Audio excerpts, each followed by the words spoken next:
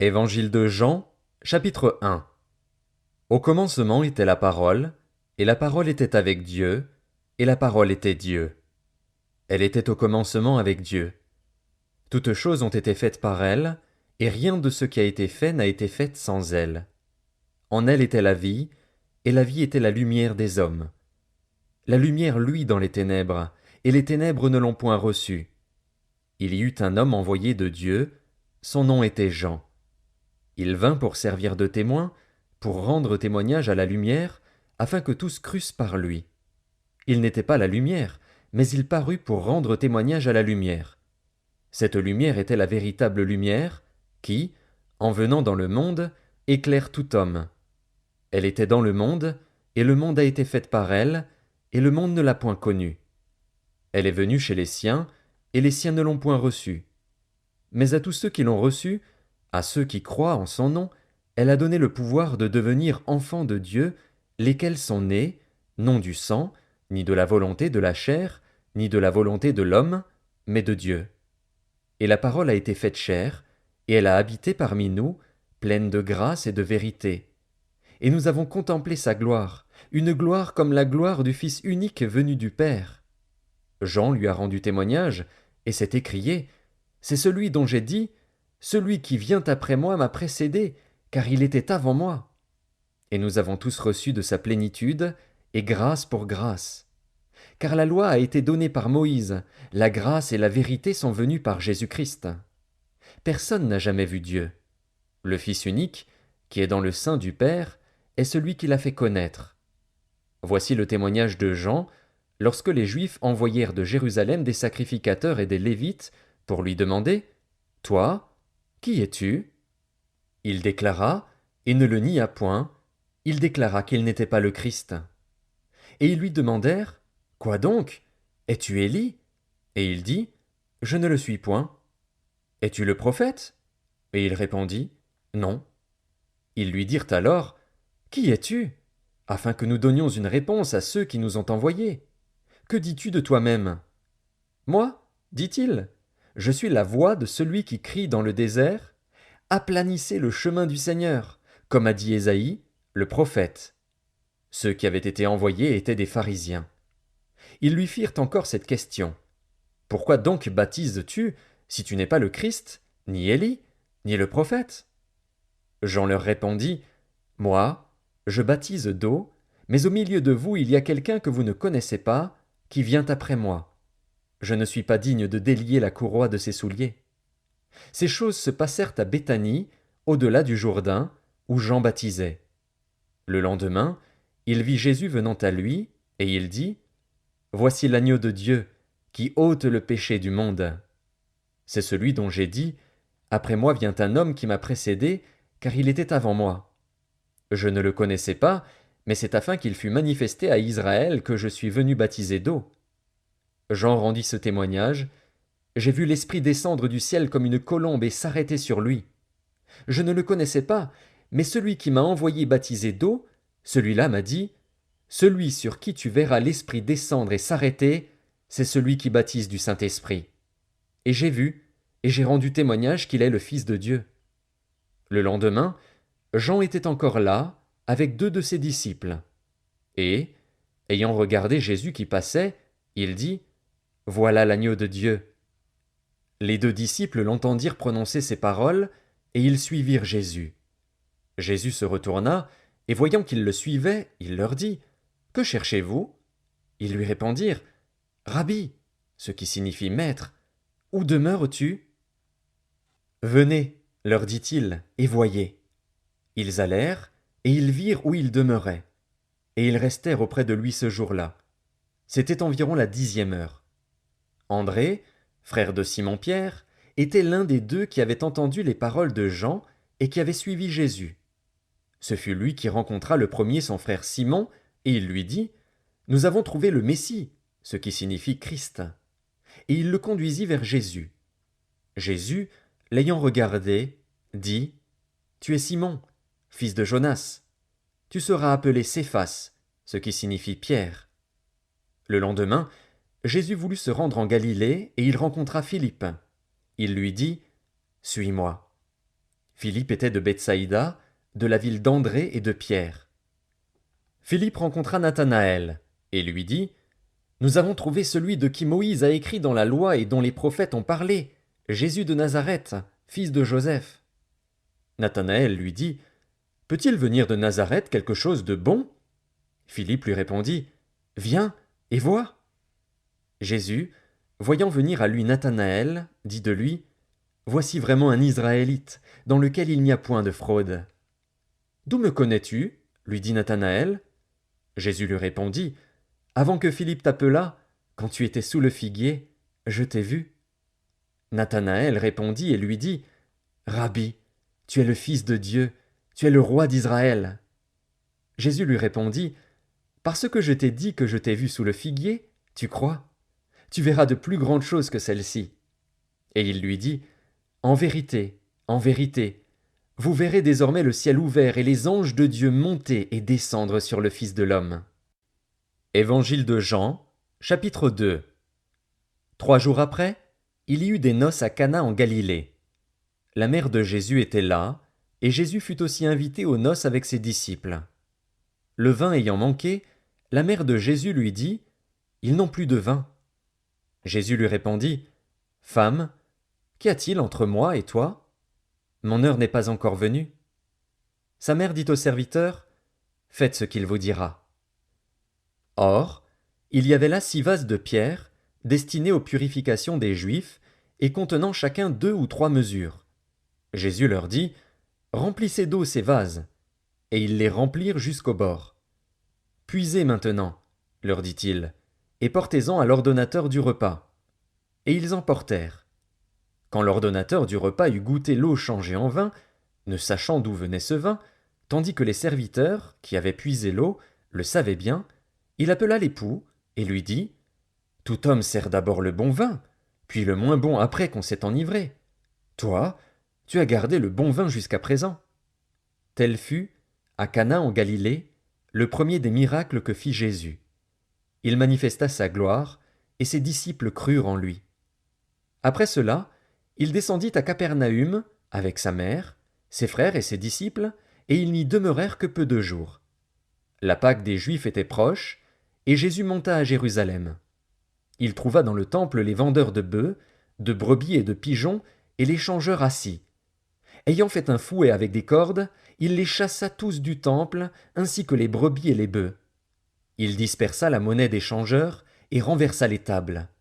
Et il dit aux vendeurs de pigeons, « Ôtez cela d'ici, ne faites pas de la maison de mon père une maison de trafic. » Ses disciples se souvinrent qu'il est écrit, « Le zèle de ta maison me dévore. » Les Juifs, prenant la parole, lui dirent, « Quel miracle nous montres-tu pour agir de la sorte ?»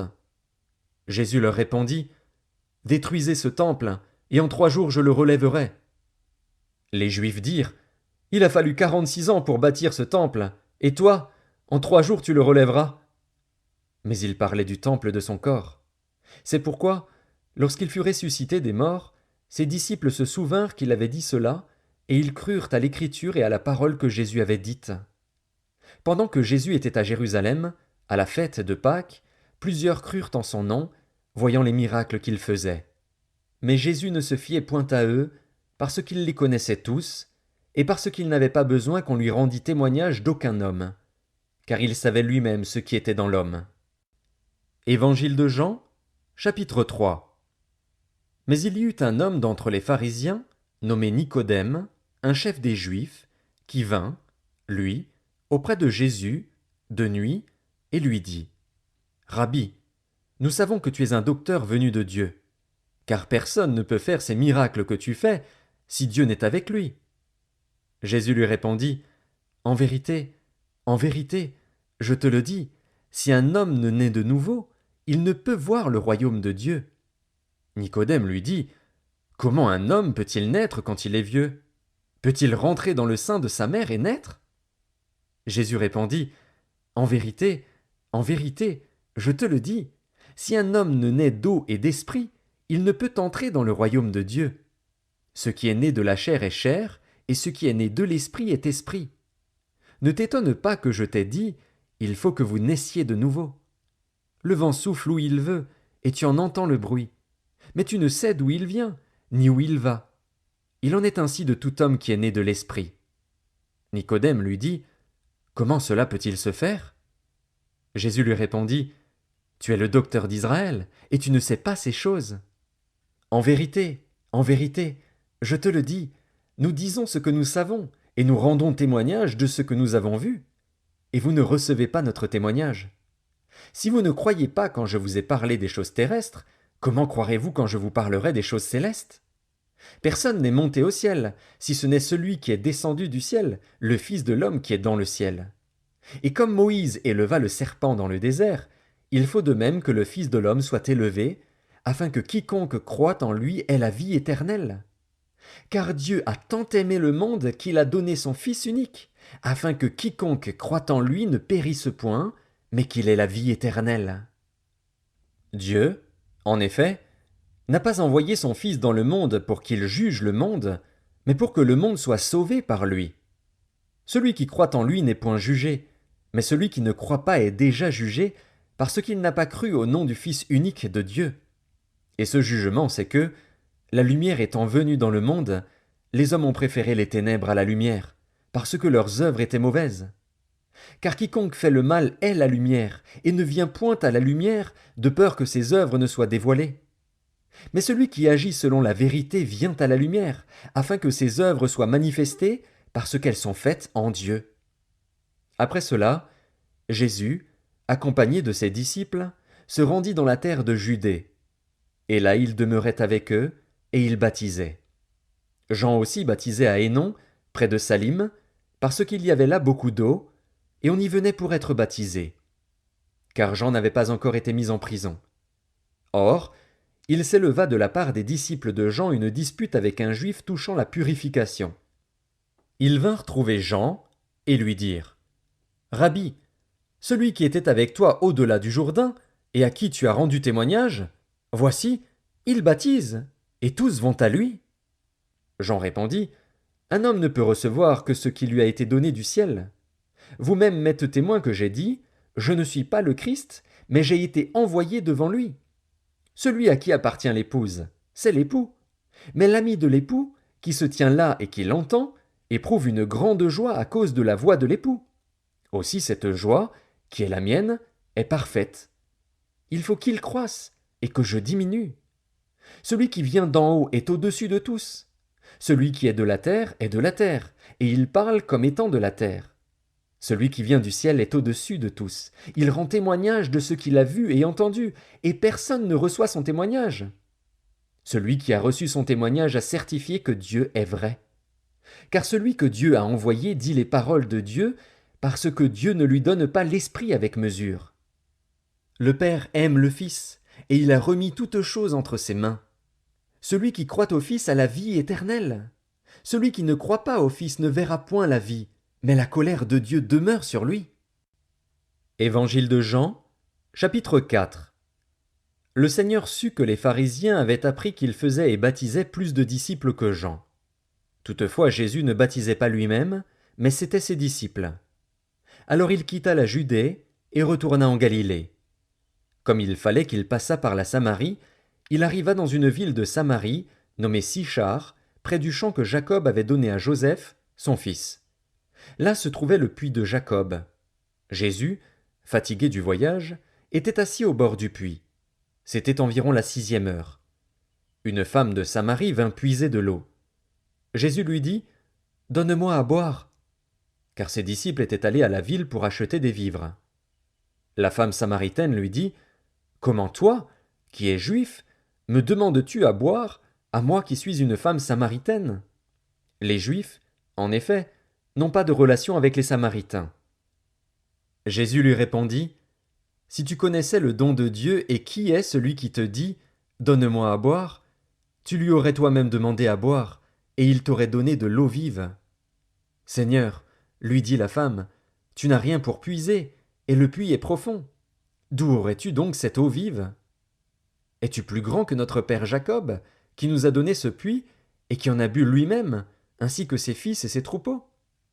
Jésus lui répondit, Quiconque boit de cette eau aura encore soif. Mais celui qui boira de l'eau que je lui donnerai n'aura jamais soif, et l'eau que je lui donnerai deviendra en lui une source d'eau qui jaillira jusque dans la vie éternelle. » La femme lui dit, « Seigneur, donne-moi cette eau, afin que je n'aie plus soif, et que je ne vienne plus puiser ici. » « Va, lui dit Jésus, appelle ton mari, et viens ici. » La femme répondit, « Je n'ai point de mari. » Jésus lui dit, « Tu as eu raison de dire, je n'ai point de mari, car tu as eu 5 maris, et celui que tu as maintenant n'est pas ton mari. En cela tu as dit vrai. » « Seigneur, lui dit la femme, je vois que tu es prophète. Nos pères ont adoré sur cette montagne, et vous dites, vous, que le lieu où il faut adorer est à Jérusalem. Femme, lui dit Jésus, crois-moi, l'heure vient où ce ne sera ni sur cette montagne ni à Jérusalem que vous adorerez le Père. Vous adorez ce que vous ne connaissez pas. Nous adorons ce que nous connaissons, car le salut vient des Juifs. Mais l'heure vient, et elle est déjà venue, où les vrais adorateurs adoreront le Père en esprit et en vérité, car ce sont là les adorateurs que le Père demande. Dieu est esprit, et il faut que ceux qui l'adorent en esprit et en vérité. La femme lui dit, « Je sais que le Messie doit venir, celui qu'on appelle Christ. Quand il sera venu, il nous annoncera toutes choses. » Jésus lui dit, « Je le suis, moi qui te parle. » Là-dessus arrivèrent ses disciples, qui furent étonnés de ce qu'il parlait avec une femme. Toutefois aucun ne dit, « Que demandes-tu » ou « De quoi parles-tu avec elle ?»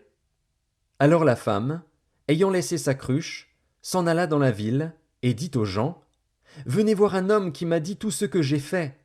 Ne serait-ce point le Christ ?» Ils sortirent de la ville, et ils vinrent vers lui. Pendant ce temps, les disciples le pressaient de manger, disant, « Rabbi, mange !» Mais il leur dit, « J'ai à manger une nourriture que vous ne connaissez pas. » Les disciples se disaient donc les uns aux autres, « Quelqu'un lui aurait-il apporté à manger ?» Jésus leur dit, « Ma nourriture est de faire la volonté de celui qui m'a envoyé et d'accomplir son œuvre. Ne dites-vous pas qu'il y a encore 4 mois jusqu'à la moisson?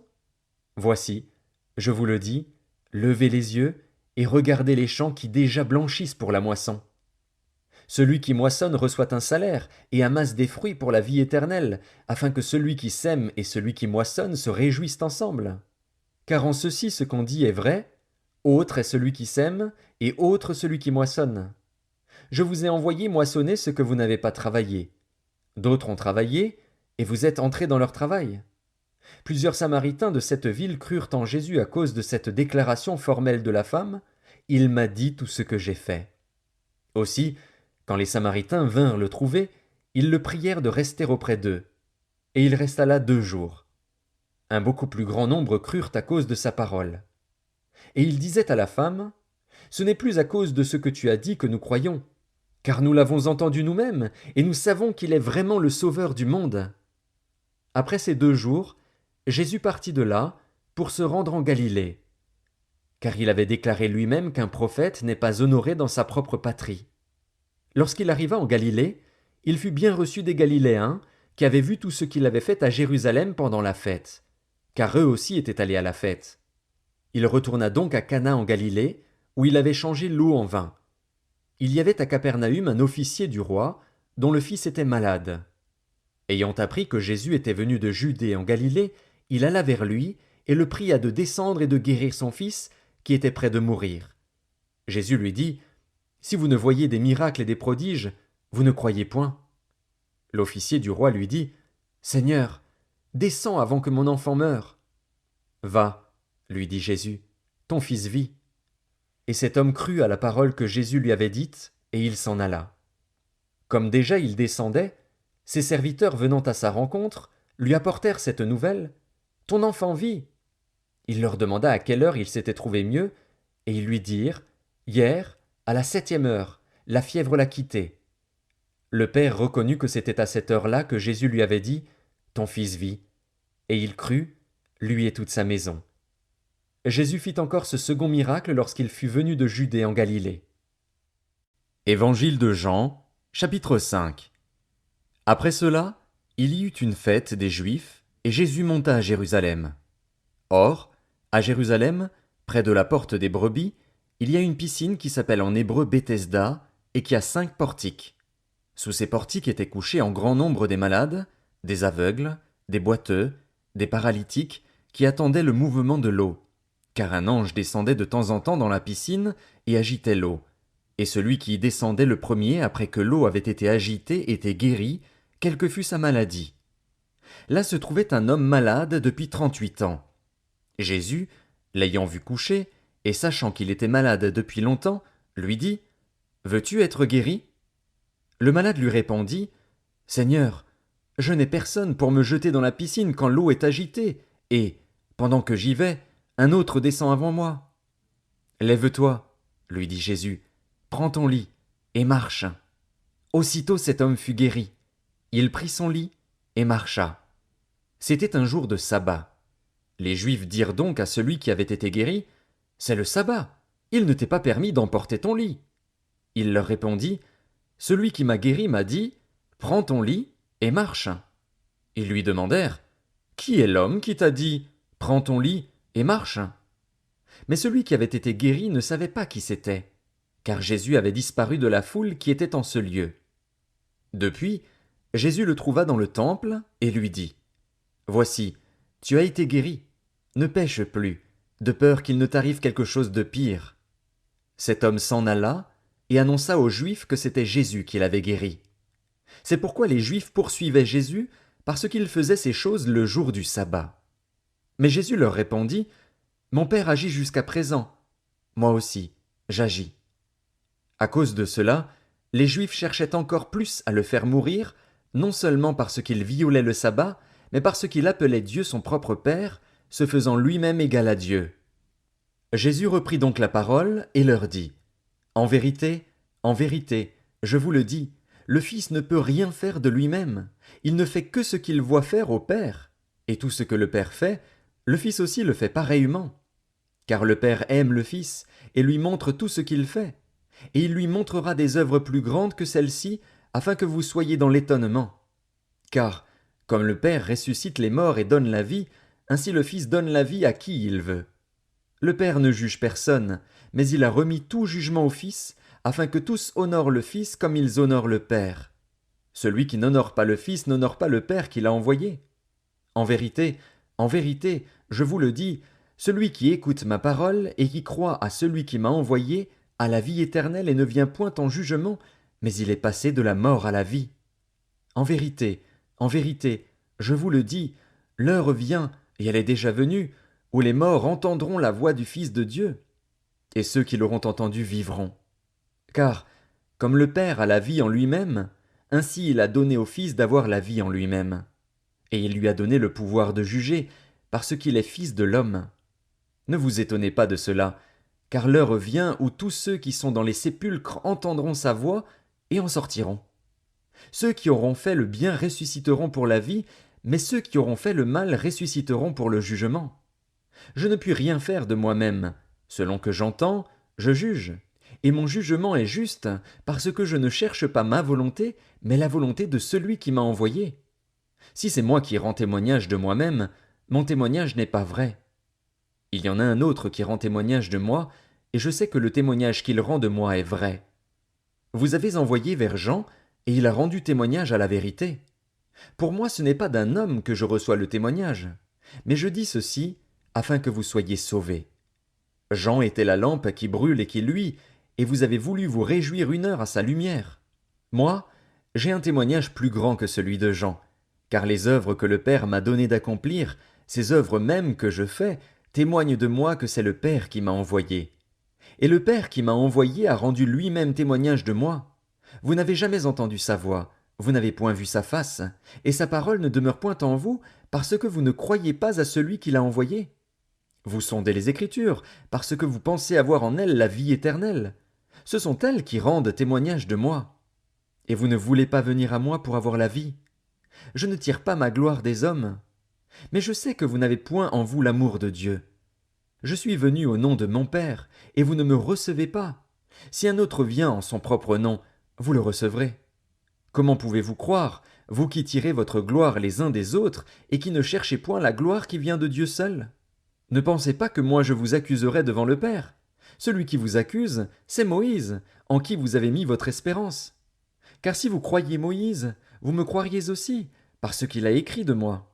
Mais si vous ne croyez pas à ses écrits, comment croirez-vous à mes paroles? Évangile de Jean, chapitre 6. Après cela, Jésus s'en alla de l'autre côté de la mer de Galilée, de Tibériade. Une grande foule le suivait, parce qu'elle voyait les miracles qu'il opérait sur les malades. Jésus monta sur la montagne, et là il s'assit avec ses disciples. Or, la Pâque était proche, la fête des Juifs. Ayant levé les yeux, et voyant qu'une grande foule venait à lui, Jésus dit à Philippe, « Où achèterons-nous des pains pour que ces gens aient à manger ?» Il disait cela pour l'éprouver, car il savait ce qu'il allait faire. Philippe lui répondit, « Les pains qu'on aurait pour 200 deniers ne suffiraient pas pour que chacun en reçût un peu. » Un de ses disciples, André, frère de Simon-Pierre, lui dit, « Il y a ici un jeune garçon qui a 5 pains d'orge et 2 poissons. Mais qu'est-ce que cela pour tant de gens ?» Jésus dit, « Faites-les asseoir. » Il y avait dans ce lieu beaucoup d'herbe. Ils s'assirent donc, au nombre d'environ 5000 hommes. Jésus prit les pains, rendit grâce, et les distribua à ceux qui étaient assis. Il leur donna de même des poissons, autant qu'ils en voulurent. Lorsqu'ils furent rassasiés, il dit à ses disciples, « Ramassez les morceaux qui restent, afin que rien ne se perde. » Ils les ramassèrent donc, et ils remplirent 12 paniers avec les morceaux qui restèrent des 5 pains d'orge, après que tous eurent mangé. Ces gens, ayant vu le miracle que Jésus avait fait, disaient, « Celui-ci est vraiment le prophète qui doit venir dans le monde. » Et Jésus, sachant qu'ils allaient venir l'enlever pour le faire roi, se retira de nouveau sur la montagne, lui seul. Quand le soir fut venu, ses disciples descendirent au bord de la mer. Étant montés dans une barque, ils traversaient la mer pour se rendre à Capernaüm. Il faisait déjà nuit, et Jésus ne les avait pas encore rejoints. Il soufflait un grand vent, et la mer était agitée. Après avoir ramé environ 25 ou 30 stades, ils virent Jésus marchant sur la mer et s'approchant de la barque. Et ils eurent peur. Mais Jésus leur dit, « C'est moi, n'ayez pas peur. » Ils voulaient donc le prendre dans la barque, et aussitôt la barque aborda au lieu où ils allaient. La foule qui était restée de l'autre côté de la mer avait remarqué qu'il ne se trouvait là qu'une seule barque, et que Jésus n'était pas monté dans cette barque avec ses disciples, mais qu'ils étaient partis seuls. Le lendemain, comme d'autres barques étaient arrivées de Tibériade près du lieu où ils avaient mangé le pain après que le Seigneur eut rendu grâce, les gens de la foule, ayant vu que ni Jésus ni ses disciples n'étaient là, montèrent eux-mêmes dans ces barques et allèrent à Capernaüm à la recherche de Jésus. Et l'ayant trouvé au-delà de la mer, ils lui dirent, « Rabbi, quand es-tu venu ici ?» Jésus leur répondit, « en vérité, je vous le dis, vous me cherchez, non parce que vous avez vu des miracles, mais parce que vous avez mangé des pains et que vous avez été rassasiés. Travaillez, non pour la nourriture qui périt, mais pour celle qui subsiste pour la vie éternelle, et que le Fils de l'homme vous donnera. Car c'est lui que le Père, que Dieu a marqué de son sceau. » Ils lui dirent, « Que devons-nous faire pour faire les œuvres de Dieu ?» Jésus leur répondit, « L'œuvre de Dieu, c'est que vous croyiez en celui qui l'a envoyé. » « Quel miracle fais-tu donc, lui dirent-ils, afin que nous le voyions et que nous croyions en toi? Que fais-tu? Nos pères ont mangé la manne dans le désert. Selon ce qui est écrit, il leur donna le pain du ciel à manger. » Jésus leur dit, « En vérité, je vous le dis, Moïse ne vous a pas donné le pain du ciel, mais mon Père vous donne le vrai pain du ciel. Car le pain de Dieu, c'est celui qui descend du ciel et qui donne la vie au monde. » Ils lui dirent, « Seigneur, donne-nous toujours ce pain. » Jésus leur dit, « Je suis le pain de vie. Celui qui vient à moi n'aura jamais faim, et celui qui croit en moi n'aura jamais soif. Mais, je vous l'ai dit, vous m'avez vu, et vous ne croyez point. Tous ceux que le Père me donne viendront à moi, et je ne mettrai pas dehors celui qui vient à moi. Car je suis descendu du ciel pour faire, non ma volonté, mais la volonté de celui qui m'a envoyé. Or, la volonté de celui qui m'a envoyé, c'est que je ne perde rien de tout ce qu'il m'a donné, mais que je le ressuscite au dernier jour. La volonté de mon Père, c'est que quiconque voit le Fils et croit en lui ait la vie éternelle, et je le ressusciterai au dernier jour. » Les Juifs murmuraient à son sujet, parce qu'il avait dit, Je suis le pain qui est descendu du ciel. Et il disait, n'est-ce pas là Jésus, le fils de Joseph, celui dont nous connaissons le père et la mère? Comment donc dit-il, je suis descendu du ciel? Jésus leur répondit, ne murmurez pas entre vous. Nul ne peut venir à moi, si le Père qui m'a envoyé ne l'attire, et je le ressusciterai au dernier jour. Il est écrit dans les prophètes, ils seront tous enseignés de Dieu. Ainsi quiconque a entendu le Père et a reçu son enseignement vient à moi. C'est que nul n'a vu le Père, sinon celui qui vient de Dieu. Celui-là a vu le Père. En vérité, je vous le dis, celui qui croit en moi a la vie éternelle. Je suis le pain de vie. Vos pères ont mangé la manne dans le désert, et ils sont morts. C'est ici le pain qui descend du ciel, afin que celui qui en mange ne meure point. Je suis le pain vivant qui est descendu du ciel. Si quelqu'un mange de ce pain, il vivra éternellement. Et le pain que je donnerai, c'est ma chair, que je donnerai pour la vie du monde. Là-dessus, les Juifs disputaient entre eux, disant, comment peut-il nous donner sa chair à manger? Jésus leur dit, en vérité, je vous le dis, si vous ne mangez la chair du Fils de l'homme, et si vous ne buvez son sang, vous n'avez point la vie en vous-même. Celui qui mange ma chair et qui boit mon sang a la vie éternelle, et je le ressusciterai au dernier jour. Car ma chair est vraiment une nourriture, et mon sang est vraiment un breuvage. Celui qui mange ma chair et qui boit mon sang demeure en moi, et je demeure en lui. Comme le Père qui est vivant m'a envoyé, et que je vis par le Père, ainsi celui qui me mange vivra par moi. C'est ici le pain qui est descendu du ciel. Il n'en est pas comme de vos pères qui ont mangé la manne et qui sont morts. Celui qui mange ce pain vivra éternellement. Jésus dit ces choses dans la synagogue, enseignant à Capernaüm. Plusieurs de ses disciples, après l'avoir entendu, dirent, cette parole est dure. Qui peut l'écouter? Jésus, sachant en lui-même que ses disciples murmuraient à ce sujet, leur dit, cela vous scandalise-t-il? Et si vous voyez le Fils de l'homme monter où il était auparavant? C'est l'Esprit qui vivifie. La chair ne sert de rien. Les paroles que je vous ai dites sont esprit et vie. Mais il en est parmi vous quelques-uns qui ne croient point. Car Jésus savait dès le commencement qui étaient ceux qui ne croyaient point et qui était celui qui le livrerait. Et il ajouta, c'est pourquoi je vous ai dit que nul ne peut venir à moi si cela ne lui a été donné par le Père. Dès ce moment, plusieurs de ses disciples se retirèrent, et ils n'allaient plus avec lui. Jésus donc dit aux 12, et vous, ne voulez-vous pas aussi vous en aller? Simon-Pierre lui répondit, Seigneur, à qui irions-nous? Tu as les paroles de la vie éternelle. Et nous avons cru et nous avons connu que tu es le Christ, le Saint de Dieu. Jésus leur répondit, n'est-ce pas moi qui vous ai choisis, vous les 12? Et l'un de vous est un démon. Il parlait de Judas Iscariote, fils de Simon, car c'était lui qui devait le livrer, lui, l'un des 12. Évangile de Jean, chapitre 7. Après cela, Jésus parcourait la Galilée, car il ne voulait pas séjourner en Judée, parce que les Juifs cherchaient à le faire mourir. Or, la fête des Juifs, la fête des tabernacles, était proche. Et ses frères lui dirent, pars d'ici, et va en Judée, afin que tes disciples voient aussi les œuvres que tu fais. Personne n'agit en secret lorsqu'il désire paraître. Si tu fais ces choses, montre-toi toi-même au monde. Car ses frères non plus ne croyaient pas en lui. Jésus leur dit, mon temps n'est pas encore venu, mais votre temps est toujours prêt. Le monde ne peut vous haïr. Moi, il me hait, parce que je rends de lui le témoignage que ses œuvres sont mauvaises. Montez, vous, à cette fête. Pour moi, je n'y monte point, parce que mon temps n'est pas encore accompli. Après leur avoir dit cela, il resta en Galilée. Lorsque ses frères furent montés à la fête, il y monta aussi lui-même, non publiquement, mais comme en secret.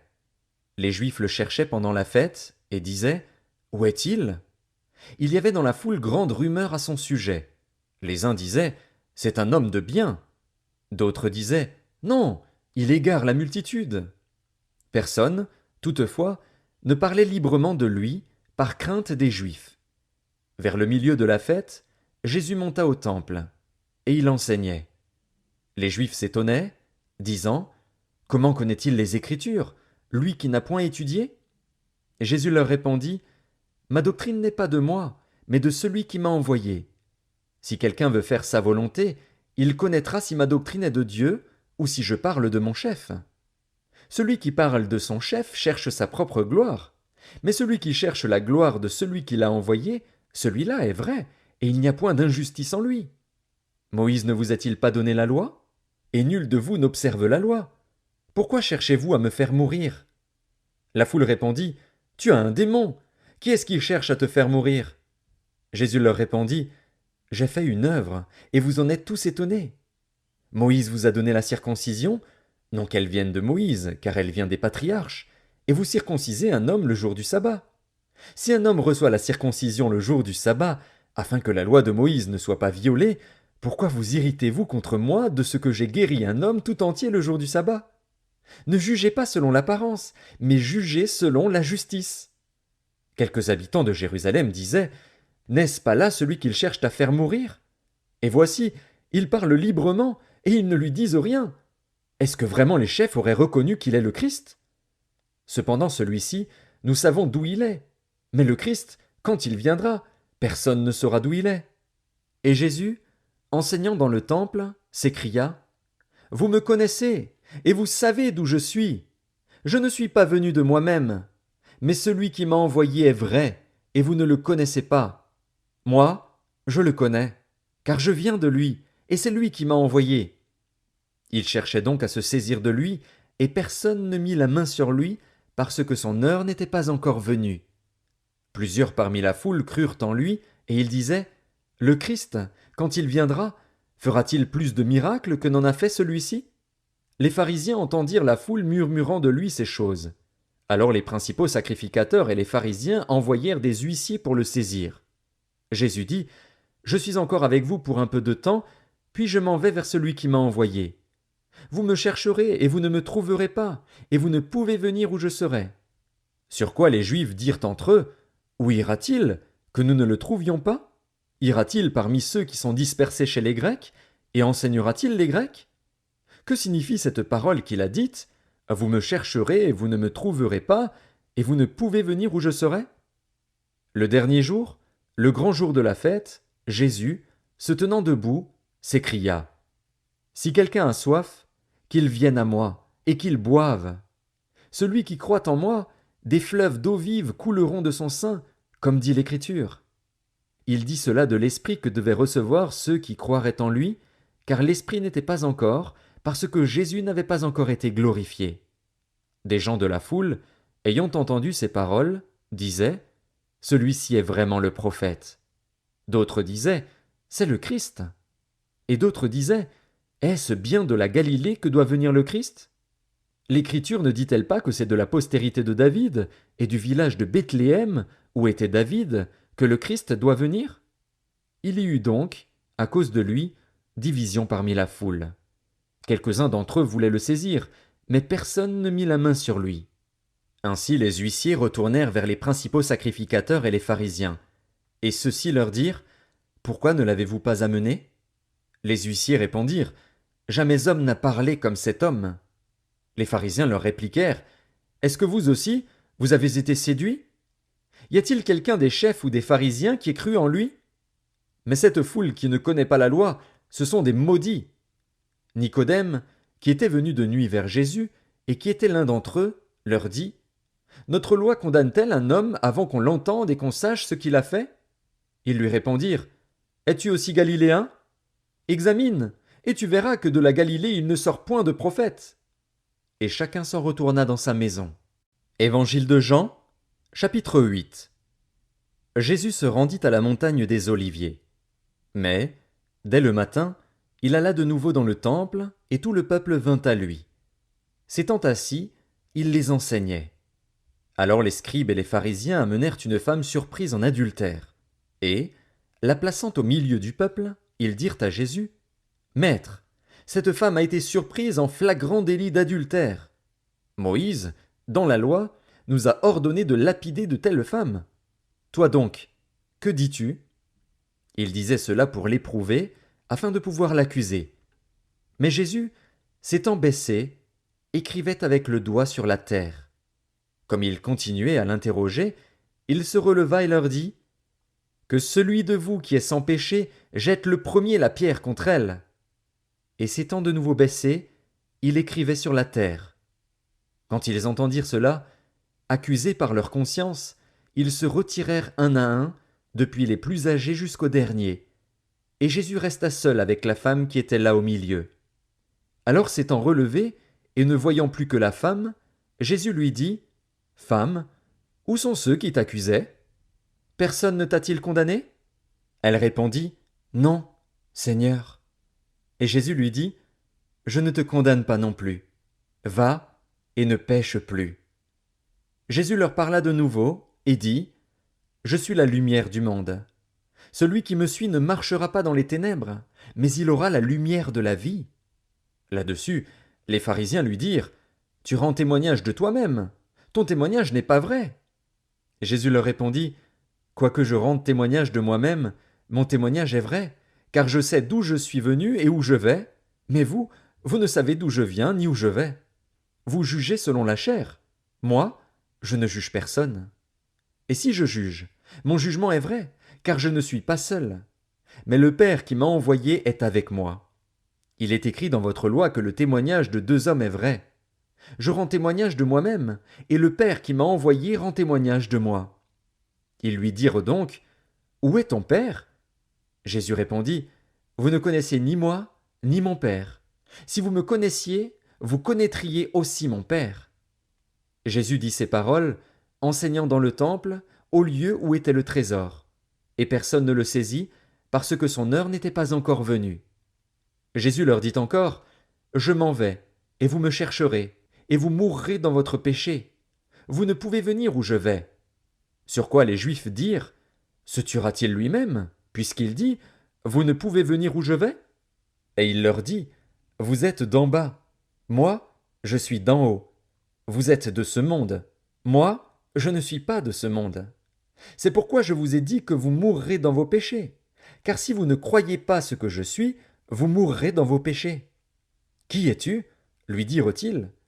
Jésus leur répondit, Ce que je vous dis dès le commencement. J'ai beaucoup de choses à dire de vous et à juger en vous, mais celui qui m'a envoyé est vrai, et ce que j'ai entendu de lui, je le dis au monde. Ils ne comprirent point qu'il leur parlait du Père. Jésus donc leur dit, Quand vous aurez élevé le Fils de l'homme, alors vous connaîtrez ce que je suis, et que je ne fais rien de moi-même, mais que je parle selon ce que le Père m'a enseigné. Celui qui m'a envoyé est avec moi. Il ne m'a pas laissé seul, parce que je fais toujours ce qui lui est agréable. Comme Jésus parlait ainsi, plusieurs crurent en lui. Et il dit aux Juifs qui avaient cru en lui, Si vous demeurez dans ma parole, vous êtes vraiment mes disciples. Vous connaîtrez la vérité, et la vérité vous affranchira. Ils lui répondirent, Nous sommes la postérité d'Abraham, et nous ne fûmes jamais esclaves de personne. Comment dis-tu, vous deviendrez libres? En vérité, je vous le dis, leur répliqua Jésus, quiconque se livre au péché est esclave du péché. Or, l'esclave ne demeure pas toujours dans la maison, le Fils y demeure toujours. Si donc le Fils vous affranchit, vous serez réellement libre. Je sais que vous êtes la postérité d'Abraham, mais vous cherchez à me faire mourir, parce que ma parole ne pénètre pas en vous. Je dis ce que j'ai vu chez mon Père, et vous, vous faites ce que vous avez entendu de la part de votre Père. Ils lui répondirent, Notre Père, c'est Abraham. Jésus leur dit, Si vous étiez enfants d'Abraham, vous feriez les œuvres d'Abraham. Mais maintenant vous cherchez à me faire mourir, moi qui vous ai dit la vérité que j'ai entendue de Dieu. Cela, Abraham ne l'a point fait. Vous faites les œuvres de votre Père. Ils lui dirent, Nous ne sommes pas des enfants illégitimes.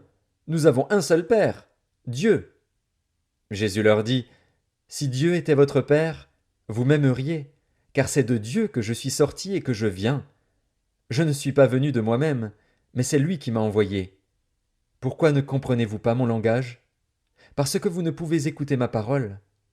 Vous avez pour père le diable, et vous voulez accomplir les désirs de votre père. Il a été meurtrier dès le commencement, et il ne se tient pas dans la vérité, parce qu'il n'y a pas de vérité en lui. Lorsqu'il profère le mensonge, il parle de son propre fond, car il est menteur et le père du mensonge. Et moi, parce que je dis la vérité, vous ne me croyez pas? Qui de vous me convaincra de péché? Si je dis la vérité, pourquoi ne me croyez-vous pas? Celui qui est de Dieu écoute les paroles de Dieu. Vous n'écoutez pas, parce que vous n'êtes pas de Dieu. Les Juifs lui répondirent, n'avons-nous pas raison de dire que tu es un Samaritain et que tu es un démon? Jésus répliqua, je n'ai point de démon, mais j'honore mon Père, et vous m'outragez. Je ne cherche point ma gloire. Il en est un qui la cherche et qui juge. En vérité, je vous le dis, si quelqu'un garde ma parole, il ne verra jamais la mort. Maintenant, lui dirent les Juifs, nous connaissons que tu es un démon. Abraham est mort, les prophètes aussi, et tu dis, si quelqu'un garde ma parole, il ne verra jamais la mort. Es-tu plus grand que notre père Abraham, qui est mort? Les prophètes aussi sont morts. Qui prétends-tu être? Jésus répondit, si je me glorifie moi-même, ma gloire n'est rien. C'est mon Père qui me glorifie, lui que vous dites être votre Dieu, et que vous ne connaissez pas. Pour moi, je le connais. Et, si je disais que je ne le connais pas, je serais semblable à vous, un menteur. Mais je le connais, et je garde sa parole. Abraham, votre père, a tressailli de joie de ce qu'il verrait mon jour. Il l'a vu, et il s'est réjoui. Les Juifs lui dirent, tu n'as pas encore 50 ans, et tu as vu Abraham? Jésus leur dit, en vérité, je vous le dis, avant qu'Abraham fût, je suis. Là-dessus, ils prirent des pierres pour les jeter contre lui. Mais Jésus se cacha, et il sortit du temple.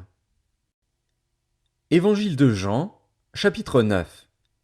Jésus vit, en passant, un homme aveugle de naissance. Ses disciples lui firent cette question, Rabbi, qui a péché, cet homme ou ses parents, pour qu'il soit né aveugle? Jésus répondit, ce n'est pas que lui ou ses parents aient péché, mais c'est afin que les œuvres de Dieu soient manifestées en lui. Il faut que je fasse, tandis qu'il est jour, les œuvres de celui qui m'a envoyé. La nuit vient, où personne ne peut travailler. Pendant que je suis dans le monde, je suis la lumière du monde. Après avoir dit cela, il cracha à terre et fit de la boue avec sa salive. Puis il appliqua cette boue sur les yeux de l'aveugle et lui dit, « Va, et lave-toi au réservoir de Siloé, nom qui signifie envoyé. » Il y alla, se lava, et s'en retourna voyant clair. Ses voisins et ceux qui auparavant l'avaient connu comme un mendiant disaient, « N'est-ce pas là celui qui se tenait assis et qui mendiait? » Les uns disaient, « C'est lui. » D'autres disaient, « Non, mais il lui ressemble. » Et lui-même disait, « C'est moi. » Ils lui dirent donc, « Comment tes yeux ont-ils été ouverts? » Il répondit, « L'homme qu'on appelle Jésus a fait de la boue, a oint mes yeux, et m'a dit, « Va au réservoir de Siloé, et lave-toi. » J'y suis allé, je me suis lavé, et j'ai recouvré la vue. Ils lui dirent, « Où est cet homme? » Il répondit, « Je ne sais. » Ils menèrent vers les pharisiens celui qui avait été aveugle. Or, c'était un jour de sabbat que Jésus avait fait de la boue et lui avait ouvert les yeux. De nouveau, les pharisiens aussi lui demandèrent comment il avait recouvré la vue. Et il leur dit, « Il a appliqué de la boue sur mes yeux, je me suis lavé, et je vois. » Sur quoi quelques-uns des pharisiens dirent, « Cet homme ne vient pas de Dieu, car il n'observe pas le sabbat. » D'autres dirent, « Comment un homme pécheur peut-il faire de tels miracles? » Et il y eut division parmi eux. Ils dirent encore à l'aveugle, « Toi, que dis-tu de lui, sur ce qu'il t'a ouvert les yeux? » Il répondit, « C'est un prophète. » Les Juifs ne crurent point qu'il eût été aveugle et qu'il eût recouvré la vue jusqu'à ce qu'ils eussent fait venir ses parents. Et ils les interrogèrent, disant, « Est-ce là votre fils, que vous dites être né aveugle? Comment donc voit-il maintenant? » Ses parents répondirent, « Nous savons que c'est notre fils, et qu'il est né aveugle. Mais comment il voit maintenant, ou qui lui a ouvert les yeux, c'est ce que nous ne savons. Interrogez-le lui-même, il a de l'âge, il parlera de ce qui le concerne. » Ses parents dirent cela parce qu'ils craignaient les Juifs, car les Juifs étaient déjà convenus que, si quelqu'un reconnaissait Jésus pour le Christ, il serait exclu de la synagogue. C'est pourquoi ses parents dirent, « Il a de l'âge, interrogez-le lui-même. » Les pharisiens appelèrent une seconde fois l'homme qui avait été aveugle, et ils lui dirent, « Donne gloire à Dieu, Nous savons que cet homme est un pécheur. Il répondit, s'il est un pécheur, je ne sais. Je sais une chose, c'est que j'étais aveugle et que maintenant je vois. Ils lui dirent, que t'a-t-il fait? Comment t'a-t-il ouvert les yeux? Il leur répondit, je vous l'ai déjà dit, et vous n'avez pas écouté. Pourquoi voulez-vous l'entendre encore? Voulez-vous aussi devenir ses disciples? Ils l'injurièrent et dirent, c'est toi qui es son disciple. Nous sommes disciples de Moïse. Nous savons que Dieu a parlé à Moïse, mais celui-ci, nous ne savons d'où il est. Cet homme leur répondit, il est étonnant que vous ne sachiez d'où il est, et cependant il m'a ouvert les yeux. Nous savons que Dieu n'exauce point les pécheurs, mais si quelqu'un l'honore et fait sa volonté, c'est celui-là qui l'exauce. Jamais on n'a entendu dire que quelqu'un ait ouvert les yeux d'un aveugle né. Si cet homme ne venait pas de Dieu, il ne pourrait rien faire.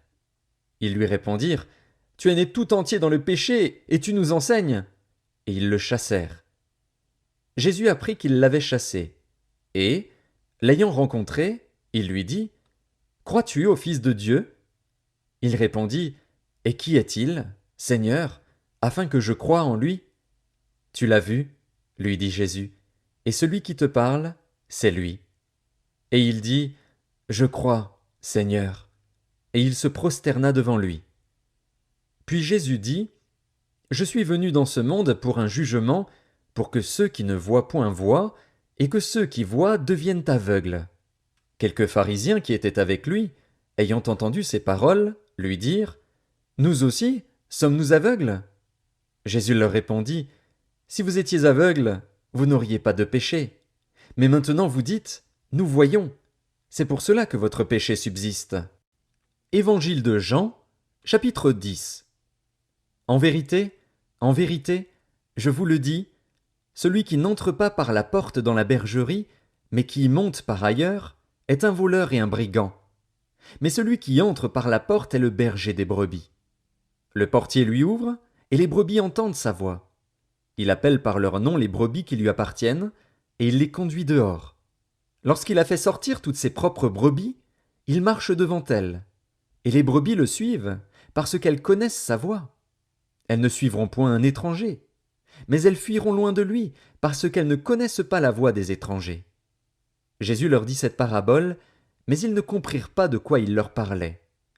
Jésus leur dit encore, en vérité, je vous le dis, je suis la porte des brebis. Tous ceux qui sont venus avant moi sont des voleurs et des brigands, mais les brebis ne les ont point écoutés. Je suis la porte. Si quelqu'un entre par moi, il sera sauvé. Il entrera et il sortira, et il trouvera des pâturages. Le voleur ne vient que pour dérober, égorger et détruire. Moi, je suis venu afin que les brebis aient la vie, et qu'elles soient dans l'abondance. Je suis le bon berger.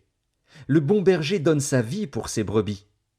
Mais le mercenaire, qui n'est pas le berger, et à qui n'appartiennent pas les brebis, voit venir le loup, abandonne les brebis, et prend la fuite. Et le loup les ravit et les disperse. Le mercenaire s'enfuit, parce qu'il est mercenaire, et qu'il ne se met point en peine des brebis. Je suis le bon berger. Je connais mes brebis, et elles me connaissent, comme le Père me connaît et comme je connais le Père. Et je donne ma vie pour mes brebis. J'ai encore d'autres brebis qui ne sont pas de cette bergerie. Celles-là, il faut que je les amène. Elles entendront ma voix, et il y aura un seul troupeau, un seul berger. Le Père m'aime parce que je donne ma vie afin de la reprendre. Personne ne me l'ôte, mais je la donne de moi-même. J'ai le pouvoir de la donner, et j'ai le pouvoir de la reprendre. Tel est l'ordre que j'ai reçu de mon Père. Il y eut de nouveau, à cause de ces paroles, division parmi les Juifs. Plusieurs d'entre eux disaient, « Il a un démon, il est fou, pourquoi l'écoutez-vous » D'autres disaient, « Ce ne sont pas les paroles d'un démoniaque. Un démon peut-il ouvrir les yeux des aveugles » On célébrait à Jérusalem la fête de la dédicace. C'était l'hiver. Et Jésus se promenait dans le temple, sous le portique de Salomon. Les Juifs l'entourèrent et lui dirent, « Jusque à quand tiendras-tu notre esprit en suspens? Si tu es le Christ, dis-le-nous franchement. » Jésus leur répondit, « Je vous l'ai dit, et vous ne croyez pas. Les œuvres que je fais au nom de mon Père rendent témoignage de moi. Mais vous ne croyez pas, parce que vous n'êtes pas de mes brebis. Mes brebis entendent ma voix. Je les connais, et elles me suivent. Je leur donne la vie éternelle. Et elles ne périront jamais, et personne ne les ravira de ma main. Mon Père, qui me les a donnés, est plus grand que tous, et personne ne peut les ravir de la main de mon Père. Moi et le Père, nous sommes un. Alors les Juifs prirent de nouveau des pierres pour le lapider. Jésus leur dit, « Je vous ai fait voir plusieurs bonnes œuvres venant de mon Père.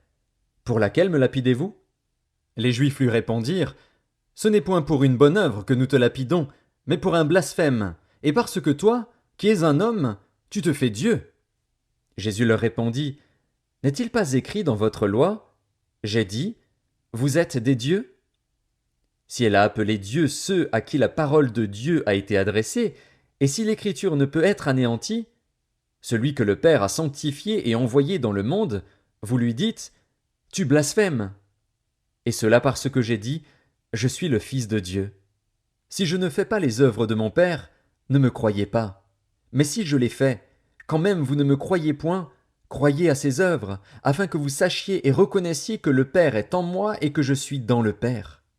Là-dessus, ils cherchèrent encore à le saisir, mais il s'échappa de leurs mains. Jésus s'en alla de nouveau au-delà du Jourdain, dans le lieu où Jean avait d'abord baptisé, et il y demeura. Beaucoup de gens vinrent à lui, et ils disaient, « Jean n'a fait aucun miracle. » Mais tout ce que Jean a dit de cet homme était vrai. Et, dans ce lieu-là, plusieurs crurent en lui. Évangile de Jean, chapitre 11. Il y avait un homme malade, Lazare, de Béthanie, village de Marie et de Marthe, sa sœur. C'était cette Marie qui oignit de parfum le Seigneur et qui lui essuya les pieds avec ses cheveux, et c'était son frère Lazare qui était malade. Les sœurs envoyèrent dire à Jésus, « Seigneur, voici, celui que tu aimes est malade. » Après avoir entendu cela, Jésus dit, « Cette maladie n'est point à la mort, mais elle est pour la gloire de Dieu, afin que le Fils de Dieu soit glorifié par elle. » Or, Jésus aimait Marthe, et sa sœur, et Lazare. Lors donc qu'il eut appris que Lazare était malade, il resta 2 jours encore dans le lieu où il était, et il dit ensuite aux disciples, « Retournons en Judée. » Les disciples lui dirent, « Rabbi, les Juifs tout récemment cherchaient à te lapider, et tu retournes en Judée. » Jésus répondit, « N'y a-t-il pas 12 heures au jour? Si quelqu'un marche pendant le jour, il ne bronche point, parce qu'il voit la lumière de ce monde. Mais, si quelqu'un marche pendant la nuit, il bronche, parce que la lumière n'est pas en lui. » Après ces paroles, il leur dit, « Lazare, notre ami, dort, mais je vais le réveiller. » Les disciples lui dirent, « Seigneur, s'il dort, il sera guéri. » Jésus avait parlé de sa mort, mais ils crurent qu'il parlait de l'assoupissement du sommeil. Alors Jésus leur dit ouvertement, « Lazare est mort, et, à cause de vous, afin que vous croyiez, je me réjouis de ce que je n'étais pas là. Mais allons vers lui. » Sur quoi Thomas, appelé Didyme, dit aux autres disciples, « Allons aussi, afin de mourir avec lui. » Jésus, étant arrivé, trouva que Lazare était déjà depuis 4 jours dans le sépulcre. Et, comme Béthanie était près de Jérusalem, à 15 stades environ, beaucoup de Juifs étaient venus vers Marthe et Marie pour les consoler de la mort de leur frère. Lorsque Marthe apprit que Jésus arrivait, elle alla au-devant de lui, tandis que Marie se tenait assise à la maison. Marthe dit à Jésus, « Seigneur, si tu eusses été ici, mon frère ne serait pas mort. Mais, maintenant même, je sais que tout ce que tu demanderas à Dieu, Dieu te l'accordera. » Jésus lui dit, « Ton frère ressuscitera. » « Je sais, lui répondit Marthe, qu'il ressuscitera à la résurrection, au dernier jour. » Jésus lui dit, « Je suis la résurrection et la vie. Celui qui croit en moi vivra, quand même il serait mort. Et quiconque vit et croit en moi ne mourra jamais. Crois-tu cela ? » Elle lui dit, « Oui, Seigneur, je crois que tu es le Christ, le Fils de Dieu, qui devait venir dans le monde. » Ayant ainsi parlé, elle s'en alla. Puis elle appela secrètement Marie, sa sœur, et lui dit, « Le Maître est ici, et il te demande. » Dès que Marie eut entendu, elle se leva promptement et alla vers lui. Car Jésus n'était pas encore entré dans le village, mais il était dans le lieu où Marthe l'avait rencontré. Les Juifs qui étaient avec Marie dans la maison et qui la consolaient, l'ayant vue se lever promptement et sortir, la suivirent, disant « Elle va au sépulcre pour y pleurer. » Lorsque Marie fut arrivée là où était Jésus, et qu'elle le vit, elle tomba à ses pieds et lui dit « Seigneur, si tu eusses été ici, mon frère ne serait pas mort. » Jésus, la voyant pleurer, elle et les Juifs qui étaient venus avec elle, frémit en son esprit et fut tout ému. Et il dit « Où l'avez-vous mis ?»« Seigneur, lui répondirent-ils, viens et vois. » Jésus pleura. Sur quoi les Juifs dirent « Voyez comme il l'aimait. » Et quelques-uns d'entre eux dirent « Lui qui a ouvert les yeux de l'aveugle, ne pouvait-il pas faire aussi que cet homme ne mourût point ?» Jésus, frémissant de nouveau en lui-même, se rendit au sépulcre. C'était une grotte, et une pierre était placée devant.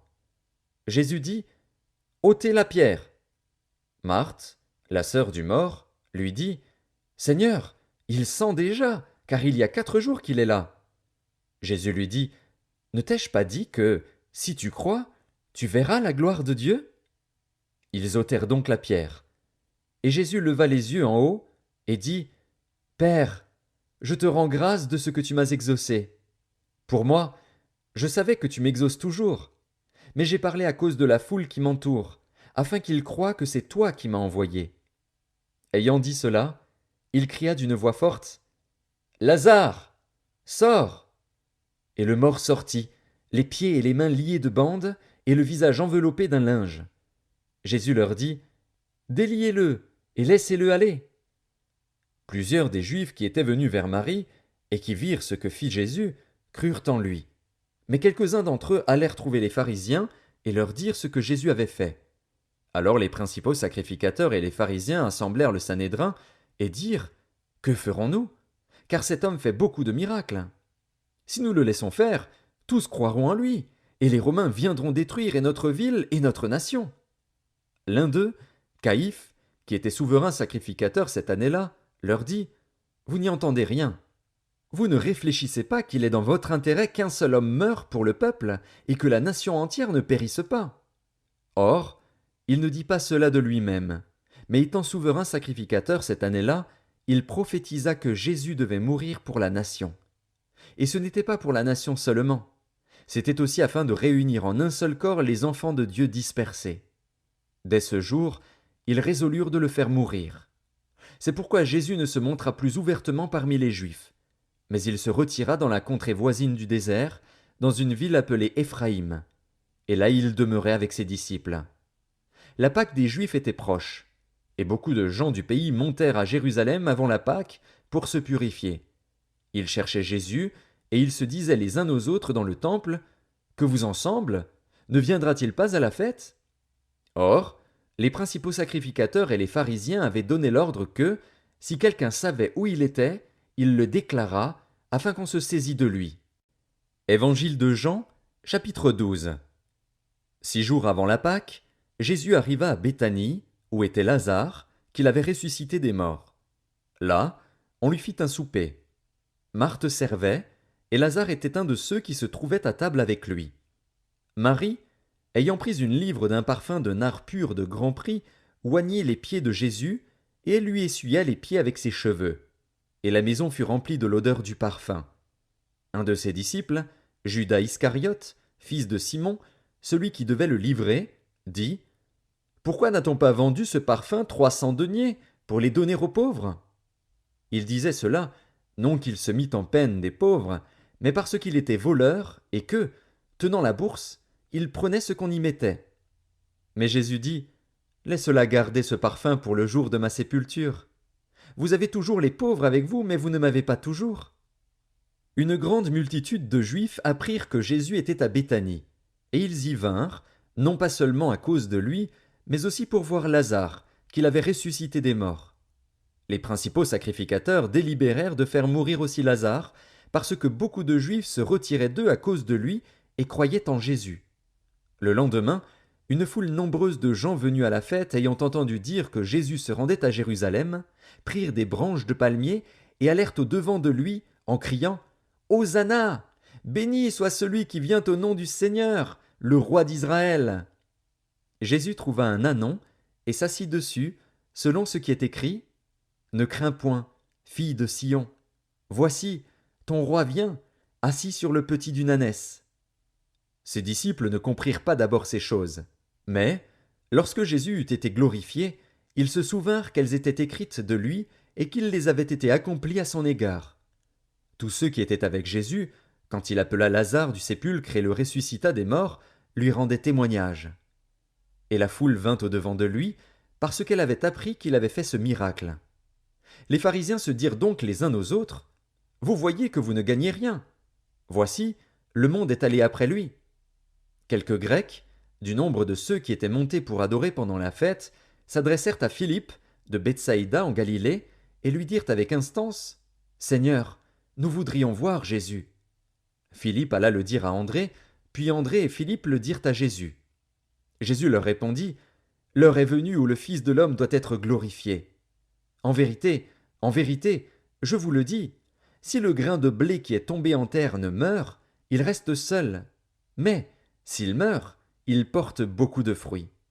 Celui qui aime sa vie la perdra, et celui qui hait sa vie dans ce monde la conservera pour la vie éternelle. Si quelqu'un me sert, qu'il me suive. Et là où je suis, là aussi sera mon serviteur. Si quelqu'un me sert, le Père l'honorera. Maintenant mon âme est troublée.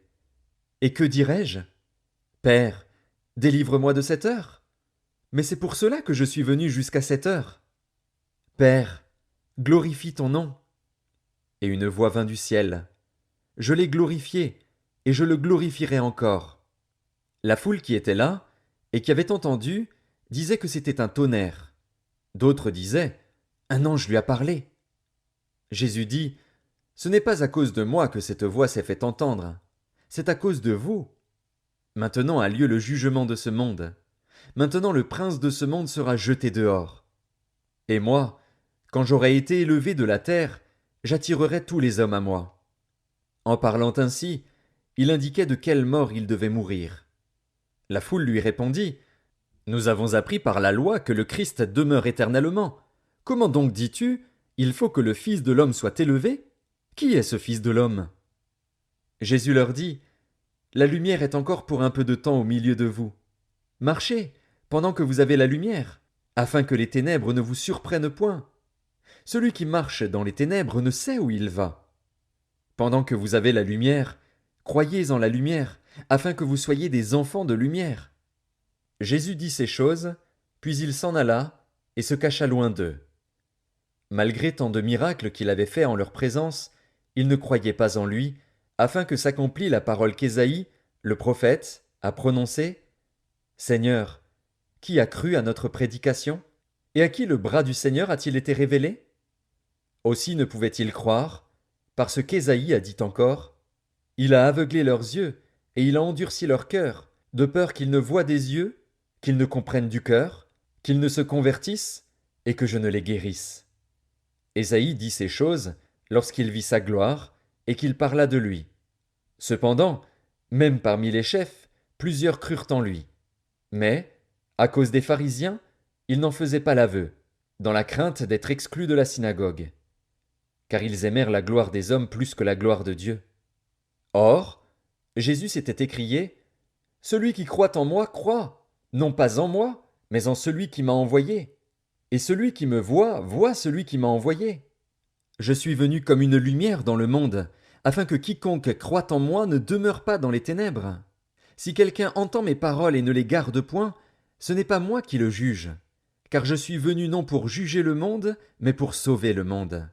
Celui qui me rejette et qui ne reçoit pas mes paroles à son juge, la parole que j'ai annoncée, c'est elle qui le jugera au dernier jour. Car je n'ai point parlé de moi-même, mais le Père, qui m'a envoyé, m'a prescrit lui-même ce que je dois dire et annoncer. Et je sais que son commandement est la vie éternelle. C'est pourquoi les choses que je dis, je les dis comme le Père me les a dites. Évangile de Jean, chapitre 13. Avant la fête de Pâques, Jésus, sachant que son heure était venue de passer de ce monde au Père, et ayant aimé les siens qui étaient dans le monde, mit le comble à son amour pour eux. Pendant le souper, lorsque le diable avait déjà inspiré au cœur de Judas Iscariote, fils de Simon, le dessein de le livrer, Jésus, qui savait que le Père avait remis toutes choses entre ses mains, qu'il était venu de Dieu, et qu'il s'en allait à Dieu, se leva de table, ôta ses vêtements, et prit un linge, dont il se ceignit. Ensuite il versa de l'eau dans un bassin, et il se mit à laver les pieds des disciples, et à les essuyer avec le linge dont il était ceint. Il vint donc à Simon-Pierre. Et Pierre lui dit, « Toi, Seigneur, tu me laves les pieds ?» Jésus lui répondit, « Ce que je fais, tu ne le comprends pas maintenant, mais tu le comprendras bientôt. » Pierre lui dit, « Non, jamais tu ne me laveras les pieds. » Jésus lui répondit, « Si je ne te lave, tu n'auras point de part avec moi. » Simon-Pierre lui dit, « Seigneur, non seulement les pieds, mais encore les mains et la tête. » Jésus lui dit, « Celui qui est lavé n'a besoin que de se laver les pieds pour être entièrement pur. Et vous êtes purs, mais non pas tous. » Car il connaissait celui qui le livrait, c'est pourquoi il dit, « Vous n'êtes pas tous purs. » Après qu'il leur eut lavé les pieds et qu'il eut pris ses vêtements, il se remit à table et leur dit, « Comprenez-vous ce que je vous ai fait? Vous m'appelez Maître et Seigneur, et vous dites bien, car je le suis. Si donc je vous ai lavé les pieds, moi, le Seigneur et le Maître, vous devez aussi vous laver les pieds les uns aux autres. Car je vous ai donné un exemple, afin que vous fassiez comme je vous ai fait. En vérité, je vous le dis, le serviteur n'est pas plus grand que son Seigneur, ni l'apôtre plus grand que celui qui l'a envoyé. Si vous savez ces choses, vous êtes heureux, pourvu que vous les pratiquiez. Ce n'est pas de vous tous que je parle. Je connais ceux que j'ai choisis. Mais il faut que l'Écriture s'accomplisse. Celui qui mange avec moi le pain a levé son talon contre moi. Dès à présent je vous le dis, avant que la chose arrive, afin que, lorsqu'elle arrivera, vous croyiez à ce que je suis. En vérité, je vous le dis, celui qui reçoit celui que j'aurai envoyé me reçoit, et celui qui me reçoit, reçoit celui qui m'a envoyé. » Ayant ainsi parlé, Jésus fut troublé en son esprit, et il dit expressément, « En vérité, je vous le dis, l'un de vous me livrera. » Les disciples se regardaient les uns les autres, ne sachant de qui il parlait.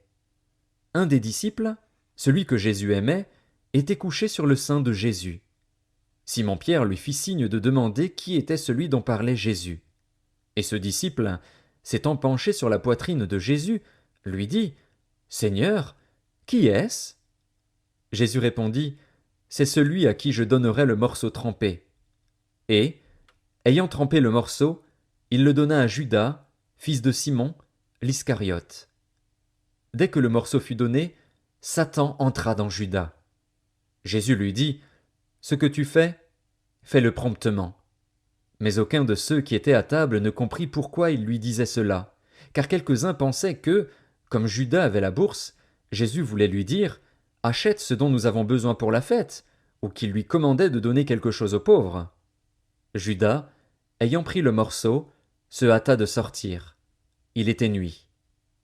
Lorsque Judas fut sorti, Jésus dit, « Maintenant, le Fils de l'homme a été glorifié, et Dieu a été glorifié en lui. Si Dieu a été glorifié en lui, Dieu aussi le glorifiera en lui-même, et il le glorifiera bientôt. Mes petits enfants, je suis pour peu de temps encore avec vous. Vous me chercherez. Et, comme j'ai dit aux Juifs, vous ne pouvez venir où je vais, je vous le dis aussi maintenant. Je vous donne un commandement nouveau. Aimez-vous les uns les autres. Comme je vous ai aimé, vous aussi, aimez-vous les uns les autres. À ceux-ci tous connaîtront que vous êtes mes disciples, si vous avez de l'amour les uns pour les autres. Simon-Pierre lui dit, « Seigneur, où vas-tu » Jésus répondit, « Tu ne peux pas maintenant me suivre où je vais, mais tu me suivras plus tard. » « Seigneur, lui dit Pierre, pourquoi ne puis-je pas te suivre maintenant? Je donnerai ma vie pour toi. » Jésus répondit, « Tu donneras ta vie pour moi. En vérité, je te le dis, le coq ne chantera pas que tu ne m'aies renié 3 fois. » Évangile de Jean, chapitre 14. Que votre cœur ne se trouble point. Croyez en Dieu et croyez en moi.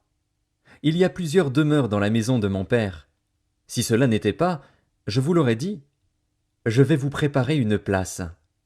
Et, lorsque je m'en serai allé, et que je vous aurai préparé une place, je reviendrai, et je vous prendrai avec moi, afin que là où je suis, vous y soyez aussi. Vous savez où je vais, et vous en savez le chemin. Thomas lui dit, Seigneur, nous ne savons où tu vas. Comment pouvons-nous en savoir le chemin? Jésus lui dit, Je suis le chemin, la vérité et la vie. Nul ne vient au Père que par moi. Si vous me connaissiez, vous connaîtriez aussi mon Père. Et dès maintenant vous le connaissez, et vous l'avez vu. Philippe lui dit, Seigneur, montre-nous le Père, et cela nous suffit. Jésus lui dit, Il y a si longtemps que je suis avec vous, et tu ne m'as pas connu, Philippe. Celui qui m'a vu a vu le Père. Comment dis-tu, montre-nous le Père? Ne crois-tu pas que je suis dans le Père, et que le Père est en moi? Les paroles que je vous dis, je ne les dis pas de moi-même. Et le Père qui demeure en moi, c'est lui qui fait les œuvres. Croyez-moi, je suis dans le Père, et le Père est en moi. Croyez du moins à cause de ses œuvres. En vérité, je vous le dis, celui qui croit en moi fera aussi les œuvres que je fais, et il en fera de plus grandes, parce que je m'en vais au Père. Et tout ce que vous demanderez en mon nom, je le ferai, afin que le Père soit glorifié dans le Fils. Si vous demandez quelque chose en mon nom, je le ferai. Si vous m'aimez, gardez mes commandements. Et moi, je prierai le Père, et il vous donnera un autre consolateur, afin qu'il demeure éternellement avec vous, l'Esprit de vérité, que le monde ne peut recevoir, parce qu'il ne le voit point et ne le connaît point. Mais vous, vous le connaissez, car il demeure avec vous, et il sera en vous. Je ne vous laisserai pas orphelin, je viendrai à vous. Encore un peu de temps, et le monde ne me verra plus. Mais vous, vous me verrez, car je vis, et vous vivrez aussi. En ce jour-là, vous connaîtrez que je suis en mon Père, que vous êtes en moi, et que je suis en vous. Celui qui a mes commandements et qui les garde, c'est celui qui m'aime. Et celui qui m'aime sera aimé de mon Père. Je l'aimerai, et je me ferai connaître à lui. Jude, non pas l'Iscariote, lui dit, Seigneur, d'où vient que tu te feras connaître à nous, et non au monde? Jésus lui répondit, Si quelqu'un m'aime, il gardera ma parole, et mon Père l'aimera. Nous viendrons à lui, et nous ferons notre demeure chez lui. Celui qui ne m'aime pas ne garde point mes paroles. Et la parole que vous entendez n'est pas de moi, mais du Père qui m'a envoyé. Je vous ai dit ces choses pendant que je demeure avec vous. Mais le Consolateur, l'Esprit Saint, que le Père enverra en mon nom, vous enseignera toutes choses et vous rappellera tout ce que je vous ai dit. Je vous laisse la paix, je vous donne ma paix. Je ne vous donne pas comme le monde donne. Que votre cœur ne se trouble point et ne s'alarme point. Vous avez entendu que je vous ai dit, je m'en vais et je reviens vers vous. Si vous m'aimiez, vous vous réjouirez de ce que je vais au Père, car le Père est plus grand que moi. Et maintenant je vous ai dit ces choses avant qu'elles arrivent, afin que, lorsqu'elles arriveront, vous croyiez. Je ne parlerai plus guère avec vous, car le prince du monde vient. Il n'a rien en moi. Mais afin que le monde sache que j'aime le Père et que j'agis selon l'ordre que le Père m'a donné, levez-vous, partons d'ici. Évangile de Jean, chapitre 15. Je suis le vrai cep, et mon Père est le vigneron. Tout sarment qui est en moi et qui ne porte pas de fruit, il le retranche. Et tout sarment qui porte du fruit, il l'émonde, afin qu'il porte encore plus de fruits. Déjà vous êtes purs, à cause de la parole que je vous ai annoncée. Demeurez en moi, et je demeurerai en vous. Comme le sarment ne peut de lui-même porter du fruit, s'il ne demeure attaché au cep, ainsi vous ne le pouvez non plus, si vous ne demeurez en moi. Je suis le cep, vous êtes les sarments. Celui qui demeure en moi et en qui je demeure porte beaucoup de fruits, car sans moi vous ne pouvez rien faire. Si quelqu'un ne demeure pas en moi, il est jeté dehors, comme le sarment, et il sèche. Puis on ramasse les sarments, on les jette au feu, et ils brûlent. Si vous demeurez en moi, et que mes paroles demeurent en vous, demandez ce que vous voudrez, et cela vous sera accordé. Si vous portez beaucoup de fruits, c'est ainsi que mon Père sera glorifié, et que vous serez mes disciples. Comme le Père m'a aimé, je vous ai aussi aimé. Demeurez dans mon amour. Si vous gardez mes commandements, vous demeurerez dans mon amour, de même que j'ai gardé les commandements de mon Père et que je demeure dans son amour. Je vous ai dit ces choses, afin que ma joie soit en vous et que votre joie soit parfaite. C'est ici mon commandement. Aimez-vous les uns les autres, comme je vous ai aimé. Il n'y a pas de plus grand amour que de donner sa vie pour ses amis. Vous êtes mes amis, si vous faites ce que je vous commande. Je ne vous appelle plus serviteur, parce que le serviteur ne sait pas ce que fait son maître, mais je vous ai appelé ami, parce que je vous ai fait connaître tout ce que j'ai appris de mon Père. Ce n'est pas vous qui m'avez choisi, mais moi, je vous ai choisi, et je vous ai établi afin que vous alliez et que vous portiez du fruit, et que votre fruit demeure, afin que ce que vous demanderez au Père en mon nom, il vous le donne. Ce que je vous commande, c'est de vous aimer les uns les autres. Si le monde vous hait, sachez qu'il m'a haï avant vous. Si vous étiez du monde, le monde aimerait ce qui est à lui. Mais parce que vous n'êtes pas du monde, et que je vous ai choisi du milieu du monde, à cause de cela le monde vous hait. Souvenez-vous de la parole que je vous ai dite. Le serviteur n'est pas plus grand que son maître. S'ils m'ont persécuté, ils vous persécuteront aussi. S'ils ont gardé ma parole, ils garderont aussi la vôtre. Mais ils vous feront toutes ces choses à cause de mon nom, parce qu'ils ne connaissent pas celui qui m'a envoyé. Si je n'étais pas venu et que je ne leur eusse point parlé, ils n'auraient pas de péché. Mais maintenant ils n'ont aucune excuse de leur péché. Celui qui me hait est aussi mon Père. Si je n'avais pas fait parmi eux des œuvres que nul autre n'a faites, ils n'auraient pas de péché. Mais maintenant ils les ont vus, et ils ont haï et moi et mon Père. Mais cela est arrivé afin que s'accomplît la parole qui est écrite dans leur loi. Ils m'ont haï sans cause. Quand sera venu le Consolateur, que je vous enverrai de la part du Père, l'Esprit de vérité, qui vient du Père, il rendra témoignage de moi. Et vous aussi, vous rendrez témoignage, parce que vous êtes avec moi dès le commencement. Évangile de Jean, chapitre 16. Je vous ai dit ces choses, afin qu'elles ne soient pas pour vous une occasion de chute. Ils vous excluront des synagogues, et même l'heure vient où quiconque vous fera mourir croira rendre un culte à Dieu. Et ils agiront ainsi, parce qu'ils n'ont connu ni le Père ni moi. Je vous ai dit ces choses, afin que, lorsque l'heure sera venue, vous vous souveniez que je vous les ai dites. Je ne vous en ai pas parlé dès le commencement, parce que j'étais avec vous. Maintenant je m'en vais vers celui qui m'a envoyé, et aucun de vous ne me demande « Où vas-tu » Mais, parce que je vous ai dit ces choses, la tristesse a rempli votre cœur. Cependant je vous dis la vérité. Il vous est avantageux que je m'en aille, car si je ne m'en vais pas, le Consolateur ne viendra pas vers vous. Mais, si je m'en vais, je vous l'enverrai. Et quand il sera venu, il convaincra le monde en ce qui concerne le péché, la justice et le jugement. En ce qui concerne le péché, parce qu'il ne croit pas en moi. La justice, parce que je vais au Père, et que vous ne me verrez plus. Le jugement, parce que le prince de ce monde est jugé. J'ai encore beaucoup de choses à vous dire, mais vous ne pouvez pas les porter maintenant. Quand le Consolateur sera venu, l'Esprit de vérité, il vous conduira dans toute la vérité. Car il ne parlera pas de lui-même, mais il dira tout ce qu'il aura entendu, et il vous annoncera les choses à venir. Il me glorifiera, parce qu'il prendra de ce qui est à moi, et vous l'annoncera. Tout ce que le Père a est à moi. C'est pourquoi j'ai dit qu'il prend de ce qui est à moi, et qu'il vous l'annoncera. Encore un peu de temps, et vous ne me verrez plus. Et puis encore un peu de temps, et vous me verrez, parce que je vais au Père. Là-dessus, quelques-uns de ses disciples dirent entre eux, « Que signifie ce qu'il nous dit ? Encore un peu de temps, et vous ne me verrez plus, et puis encore un peu de temps, et vous me verrez. Et, parce que je vais au Père. » Il disait donc, « Que signifie ce qu'il dit ? Encore un peu de temps ? Nous ne savons de quoi il parle. » Jésus, connu qu'ils voulaient l'interroger, leur dit, « Vous vous questionnez les uns les autres sur ce que j'ai dit. Encore un peu de temps, et vous ne me verrez plus, et puis encore un peu de temps, et vous me verrez. En vérité, je vous le dis, vous pleurerez et vous vous lamenterez, et le monde se réjouira. Vous serez dans la tristesse, mais votre tristesse se changera en joie.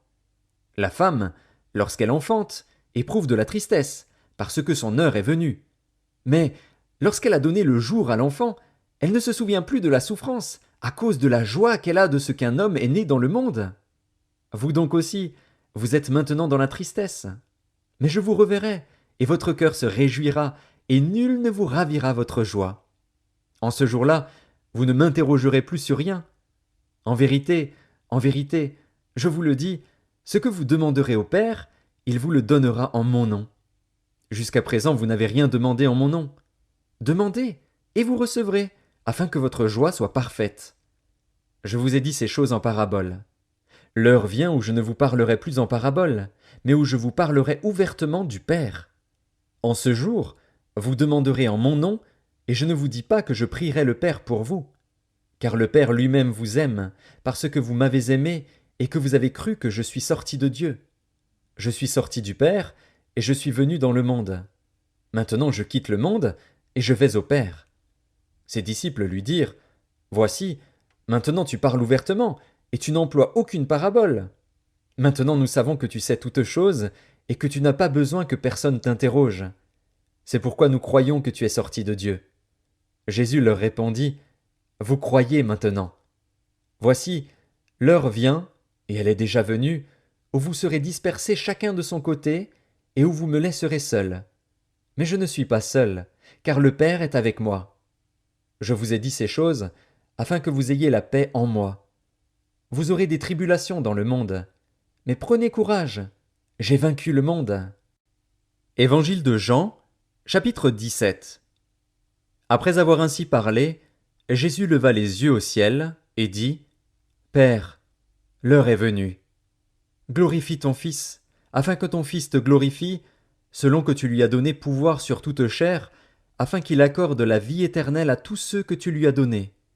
Or, la vie éternelle, c'est qu'ils te connaissent, toi, le seul vrai Dieu, et celui que tu as envoyé, Jésus-Christ.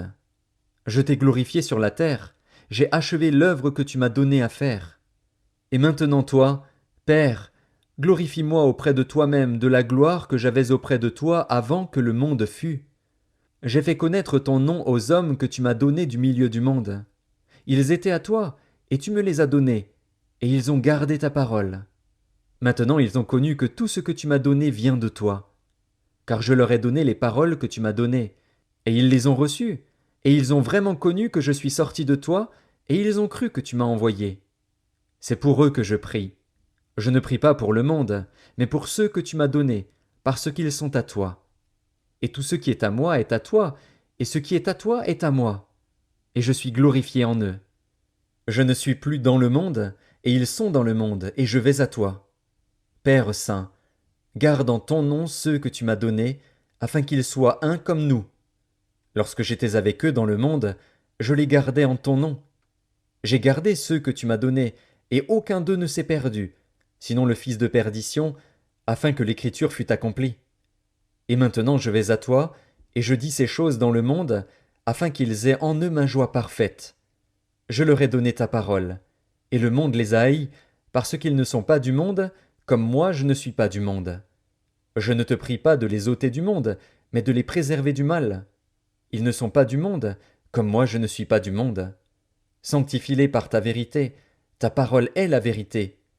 Comme tu m'as envoyé dans le monde, je les ai aussi envoyés dans le monde. Et je me sanctifie moi-même pour eux, afin qu'eux aussi soient sanctifiés par la vérité. Ce n'est pas pour eux seulement que je prie, mais encore pour ceux qui croiront en moi par leur parole, afin que tous soient un, comme toi, Père, tu es en moi, et comme je suis en toi, afin qu'eux aussi soient un en nous, pour que le monde croie que tu m'as envoyé. Je leur ai donné la gloire que tu m'as donnée, afin qu'ils soient un comme nous sommes un, moi en eux et toi en moi, afin qu'ils soient parfaitement un, et que le monde connaisse que tu m'as envoyé et que tu les as aimés comme tu m'as aimé. Père, je veux que là où je suis, ceux que tu m'as donnés soient aussi avec moi, afin qu'ils voient ma gloire, la gloire que tu m'as donnée, parce que tu m'as aimé avant la fondation du monde. Père juste, le monde ne t'a point connu, mais moi je t'ai connu, et ceux-ci ont connu que tu m'as envoyé. Je leur ai fait connaître ton nom, et je le leur ferai connaître, afin que l'amour dont tu m'as aimé soit en eux, et que je sois en eux. Évangile de Jean, chapitre 18. Lorsqu'il eut dit ces choses, Jésus alla avec ses disciples de l'autre côté du torrent du Cédron, où se trouvait un jardin, dans lequel il entra, lui et ses disciples. Judas, qui le livrait, connaissait ce lieu, parce que Jésus et ses disciples s'y étaient souvent réunis. Judas donc, ayant pris la cohorte, et des huissiers qu'envoyèrent les principaux sacrificateurs et les pharisiens, vint là avec des lanternes, des flambeaux et des armes. Jésus, sachant tout ce qui devait lui arriver, s'avança et leur dit « Qui cherchez-vous » Ils lui répondirent « Jésus de Nazareth. » Jésus leur dit « C'est moi. » Et Judas, qui le livrait, était avec eux. Lorsque Jésus leur eut dit « C'est moi », ils reculèrent et tombèrent par terre. Il leur demanda de nouveau « Qui cherchez-vous » Et ils dirent « Jésus de Nazareth. » Jésus répondit « Je vous ai dit que c'est moi.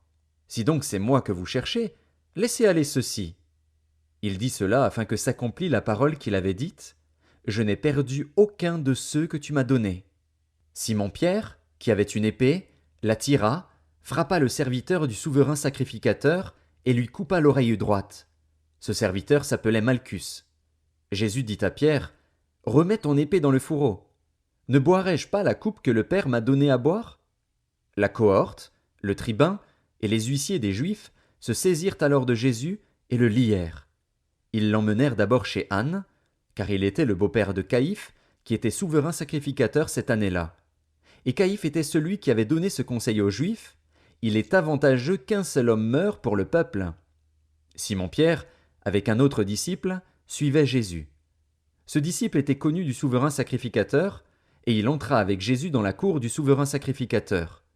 Mais Pierre resta dehors près de la porte. L'autre disciple, qui était connu du souverain sacrificateur, sortit, parla à la portière et fit entrer Pierre. Alors la servante, la portière, dit à Pierre « Toi aussi, n'es-tu pas des disciples de cet homme ?» Il dit « Je n'en suis point. » Les serviteurs et les huissiers, qui étaient là, avaient allumé un brasier, car il faisait froid, et ils se chauffaient. Pierre se tenait avec eux et se chauffait. Le souverain sacrificateur interrogea Jésus sur ses disciples et sur sa doctrine. Jésus lui répondit « J'ai parlé ouvertement au monde.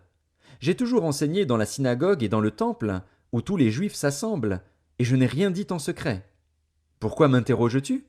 Interroge sur ce que je leur ai dit ceux qui m'ont entendu. Voici, ceux-là savent ce que j'ai dit. » À ces mots, un des huissiers, qui se trouvait là, donna un soufflet à Jésus, en disant « Est-ce ainsi que tu réponds au souverain sacrificateur ?» Jésus lui dit « Si j'ai mal parlé, fais voir ce que j'ai dit de mal. Et si j'ai bien parlé, pourquoi me frappes-tu » Anne l'envoya lier à Caïphe, le souverain sacrificateur. Simon-Pierre était là, et se chauffait. On lui dit « Toi aussi, n'es-tu pas de ses disciples ?» Il le nia, et dit « Je n'en suis point. » Un des serviteurs du souverain sacrificateur, parent de celui à qui Pierre avait coupé l'oreille, dit « Ne t'ai-je pas vu avec lui dans le jardin ?» Pierre le nia de nouveau. Et aussitôt le coq chanta. Ils conduisirent Jésus de chez Caïphe au prétoire. C'était le matin. Ils n'entrèrent point eux-mêmes dans le prétoire, afin de ne pas se souiller et de pouvoir manger la Pâque. Pilate sortit donc pour aller à eux, et il dit « Quelle accusation portez-vous contre cet homme ?» Ils lui répondirent « Si ce n'était pas un malfaiteur, nous ne te l'aurions pas livré. » Sur quoi Pilate leur dit « Prenez-le vous-même, et jugez-le selon votre loi. » Les Juifs lui dirent « Il ne nous est pas permis de mettre personne à mort. » C'était afin que s'accomplît la parole que Jésus avait dite, lorsqu'il indiqua de quelle mort il devait mourir.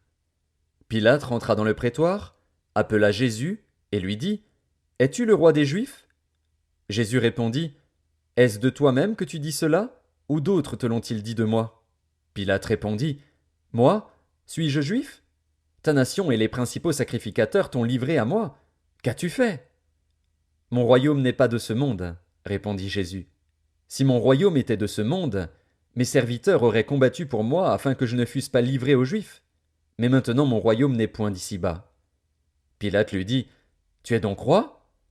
Jésus répondit « Tu le dis, je suis roi.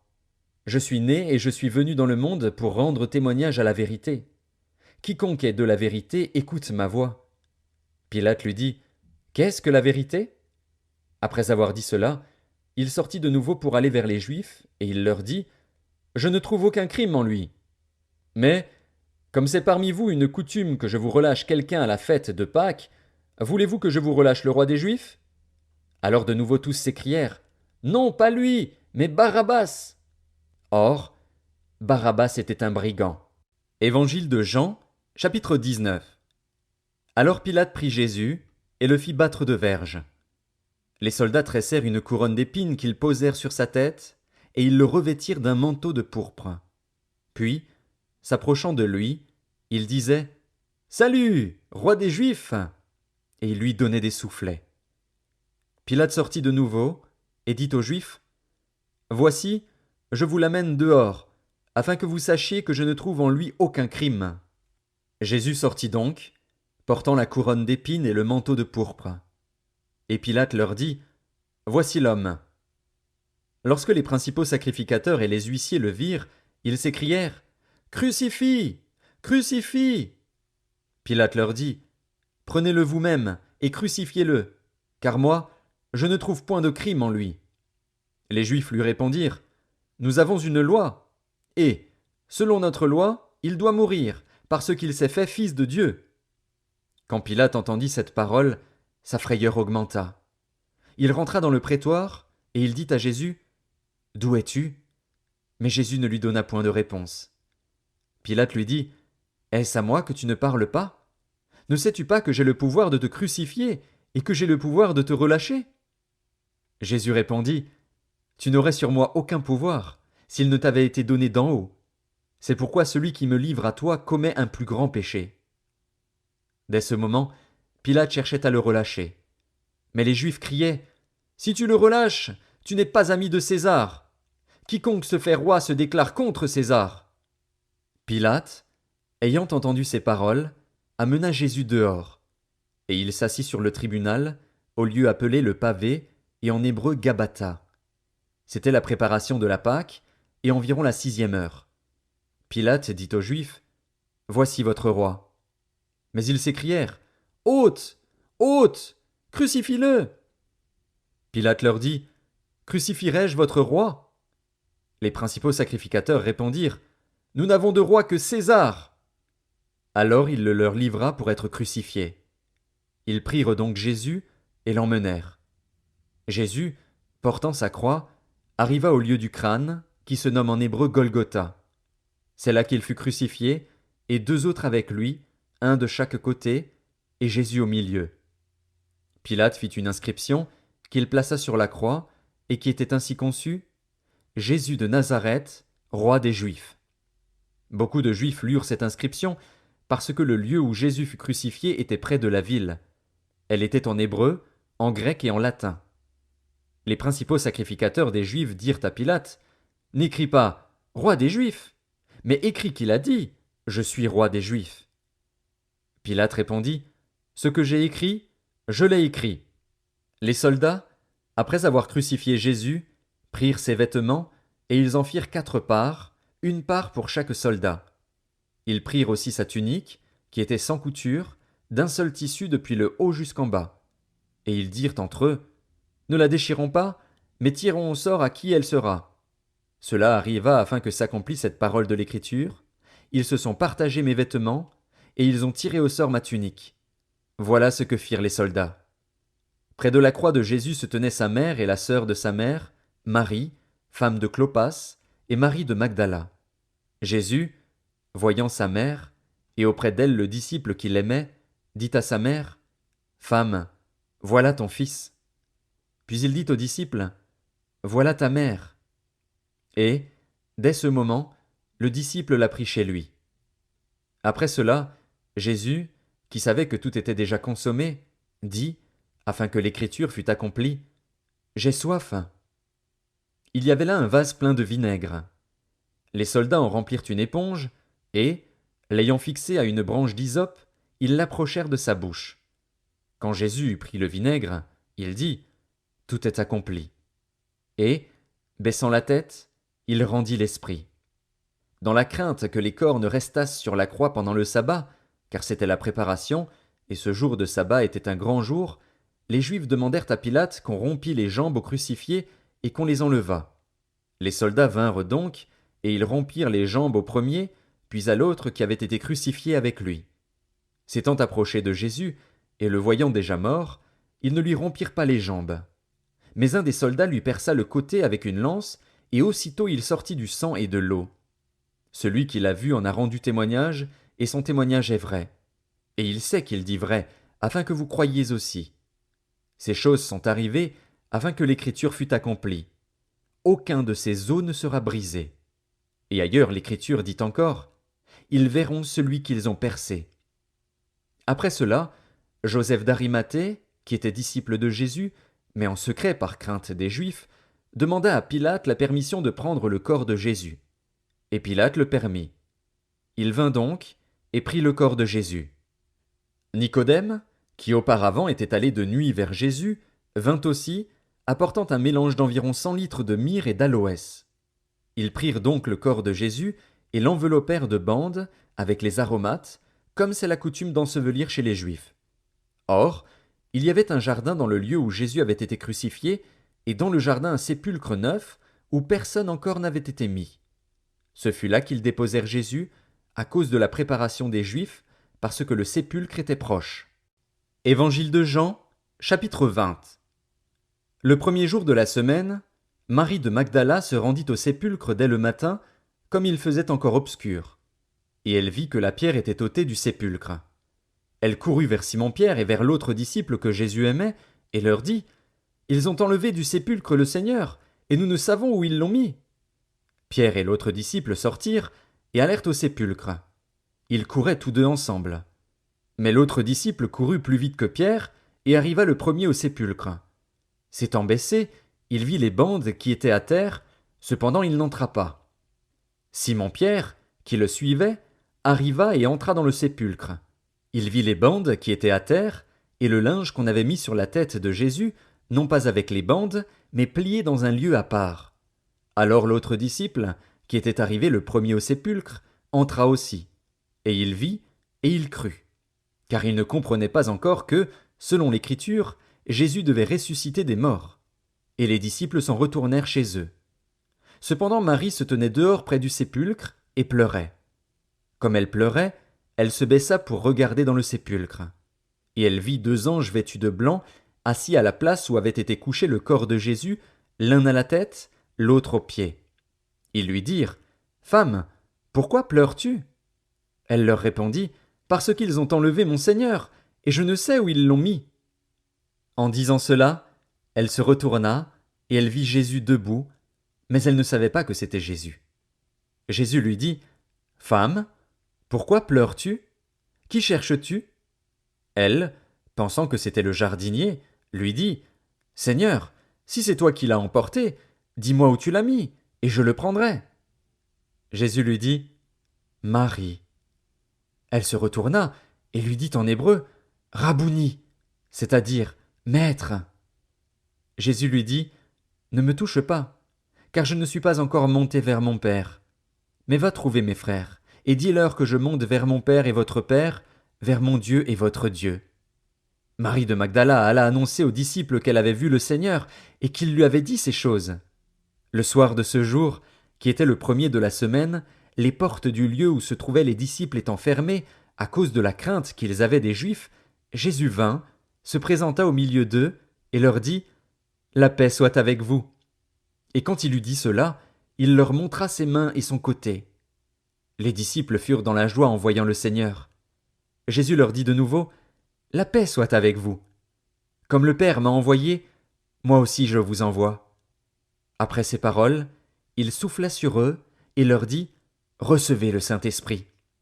Ceux à qui vous pardonnerez les péchés, ils leur seront pardonnés, et ceux à qui vous les retiendrez, ils leur seront retenus. » Thomas, appelé Didyme, l'un des 12, n'était pas avec eux lorsque Jésus vint.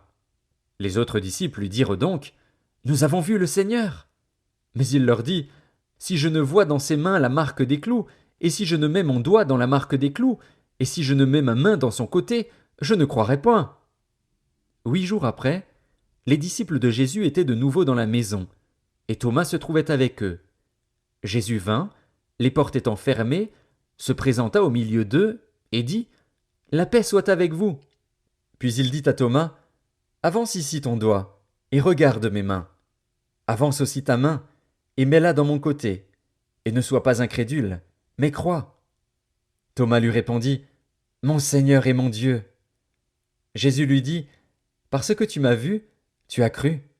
Heureux ceux qui n'ont pas vu et qui ont cru. Jésus a fait encore, en présence de ses disciples, beaucoup d'autres miracles qui ne sont pas écrits dans ce livre.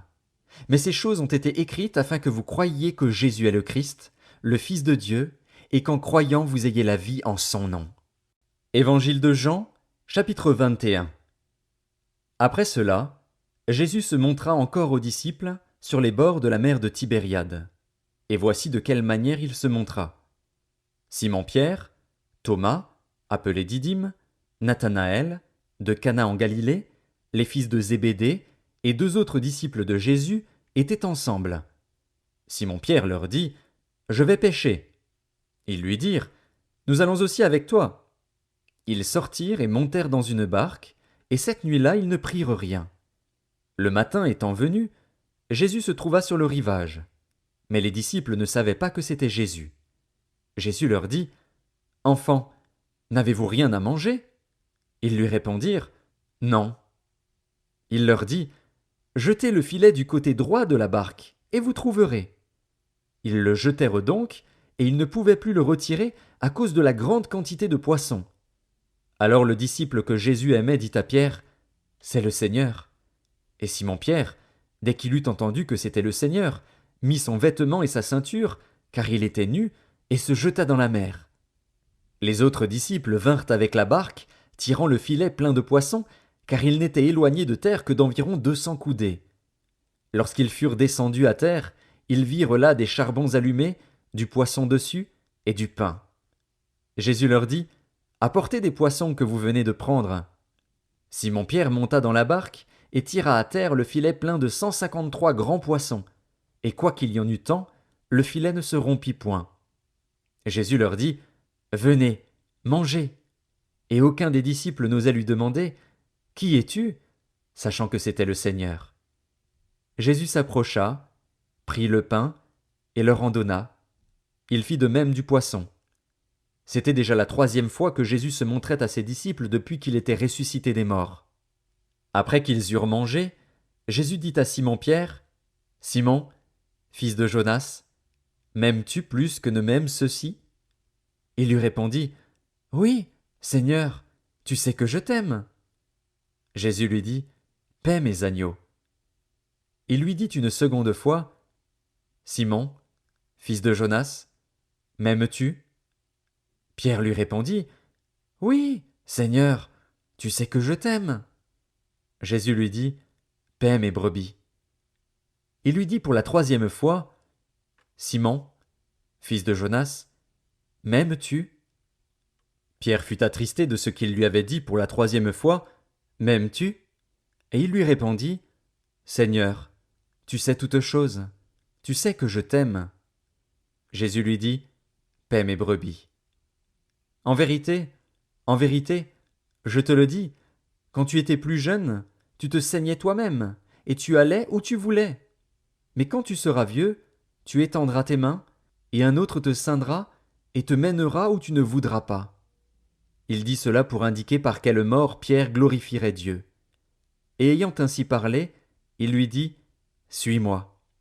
Pierre, s'étant retourné, vit venir après eux le disciple que Jésus aimait, celui qui, pendant le souper, s'était penché sur la poitrine de Jésus et avait dit, Seigneur, qui est celui qui te livre? En le voyant, Pierre dit à Jésus, Et celui-ci, Seigneur, que lui arrivera-t-il? Jésus lui dit, Si je veux qu'il demeure jusqu'à ce que je vienne, que t'importe? Toi, suis-moi. Là-dessus, le bruit courut parmi les frères que ce disciple ne mourrait point. Cependant Jésus n'avait pas dit à Pierre qu'il ne mourrait point, mais « Si je veux qu'il demeure jusqu'à ce que je vienne, que t'importe ?» C'est ce disciple qui rend témoignage de ces choses et qui les a écrites, et nous savons que son témoignage est vrai. Jésus a fait encore beaucoup d'autres choses. Si on les écrivait en détail, je ne pense pas que le monde même pût contenir les livres qu'on écrirait.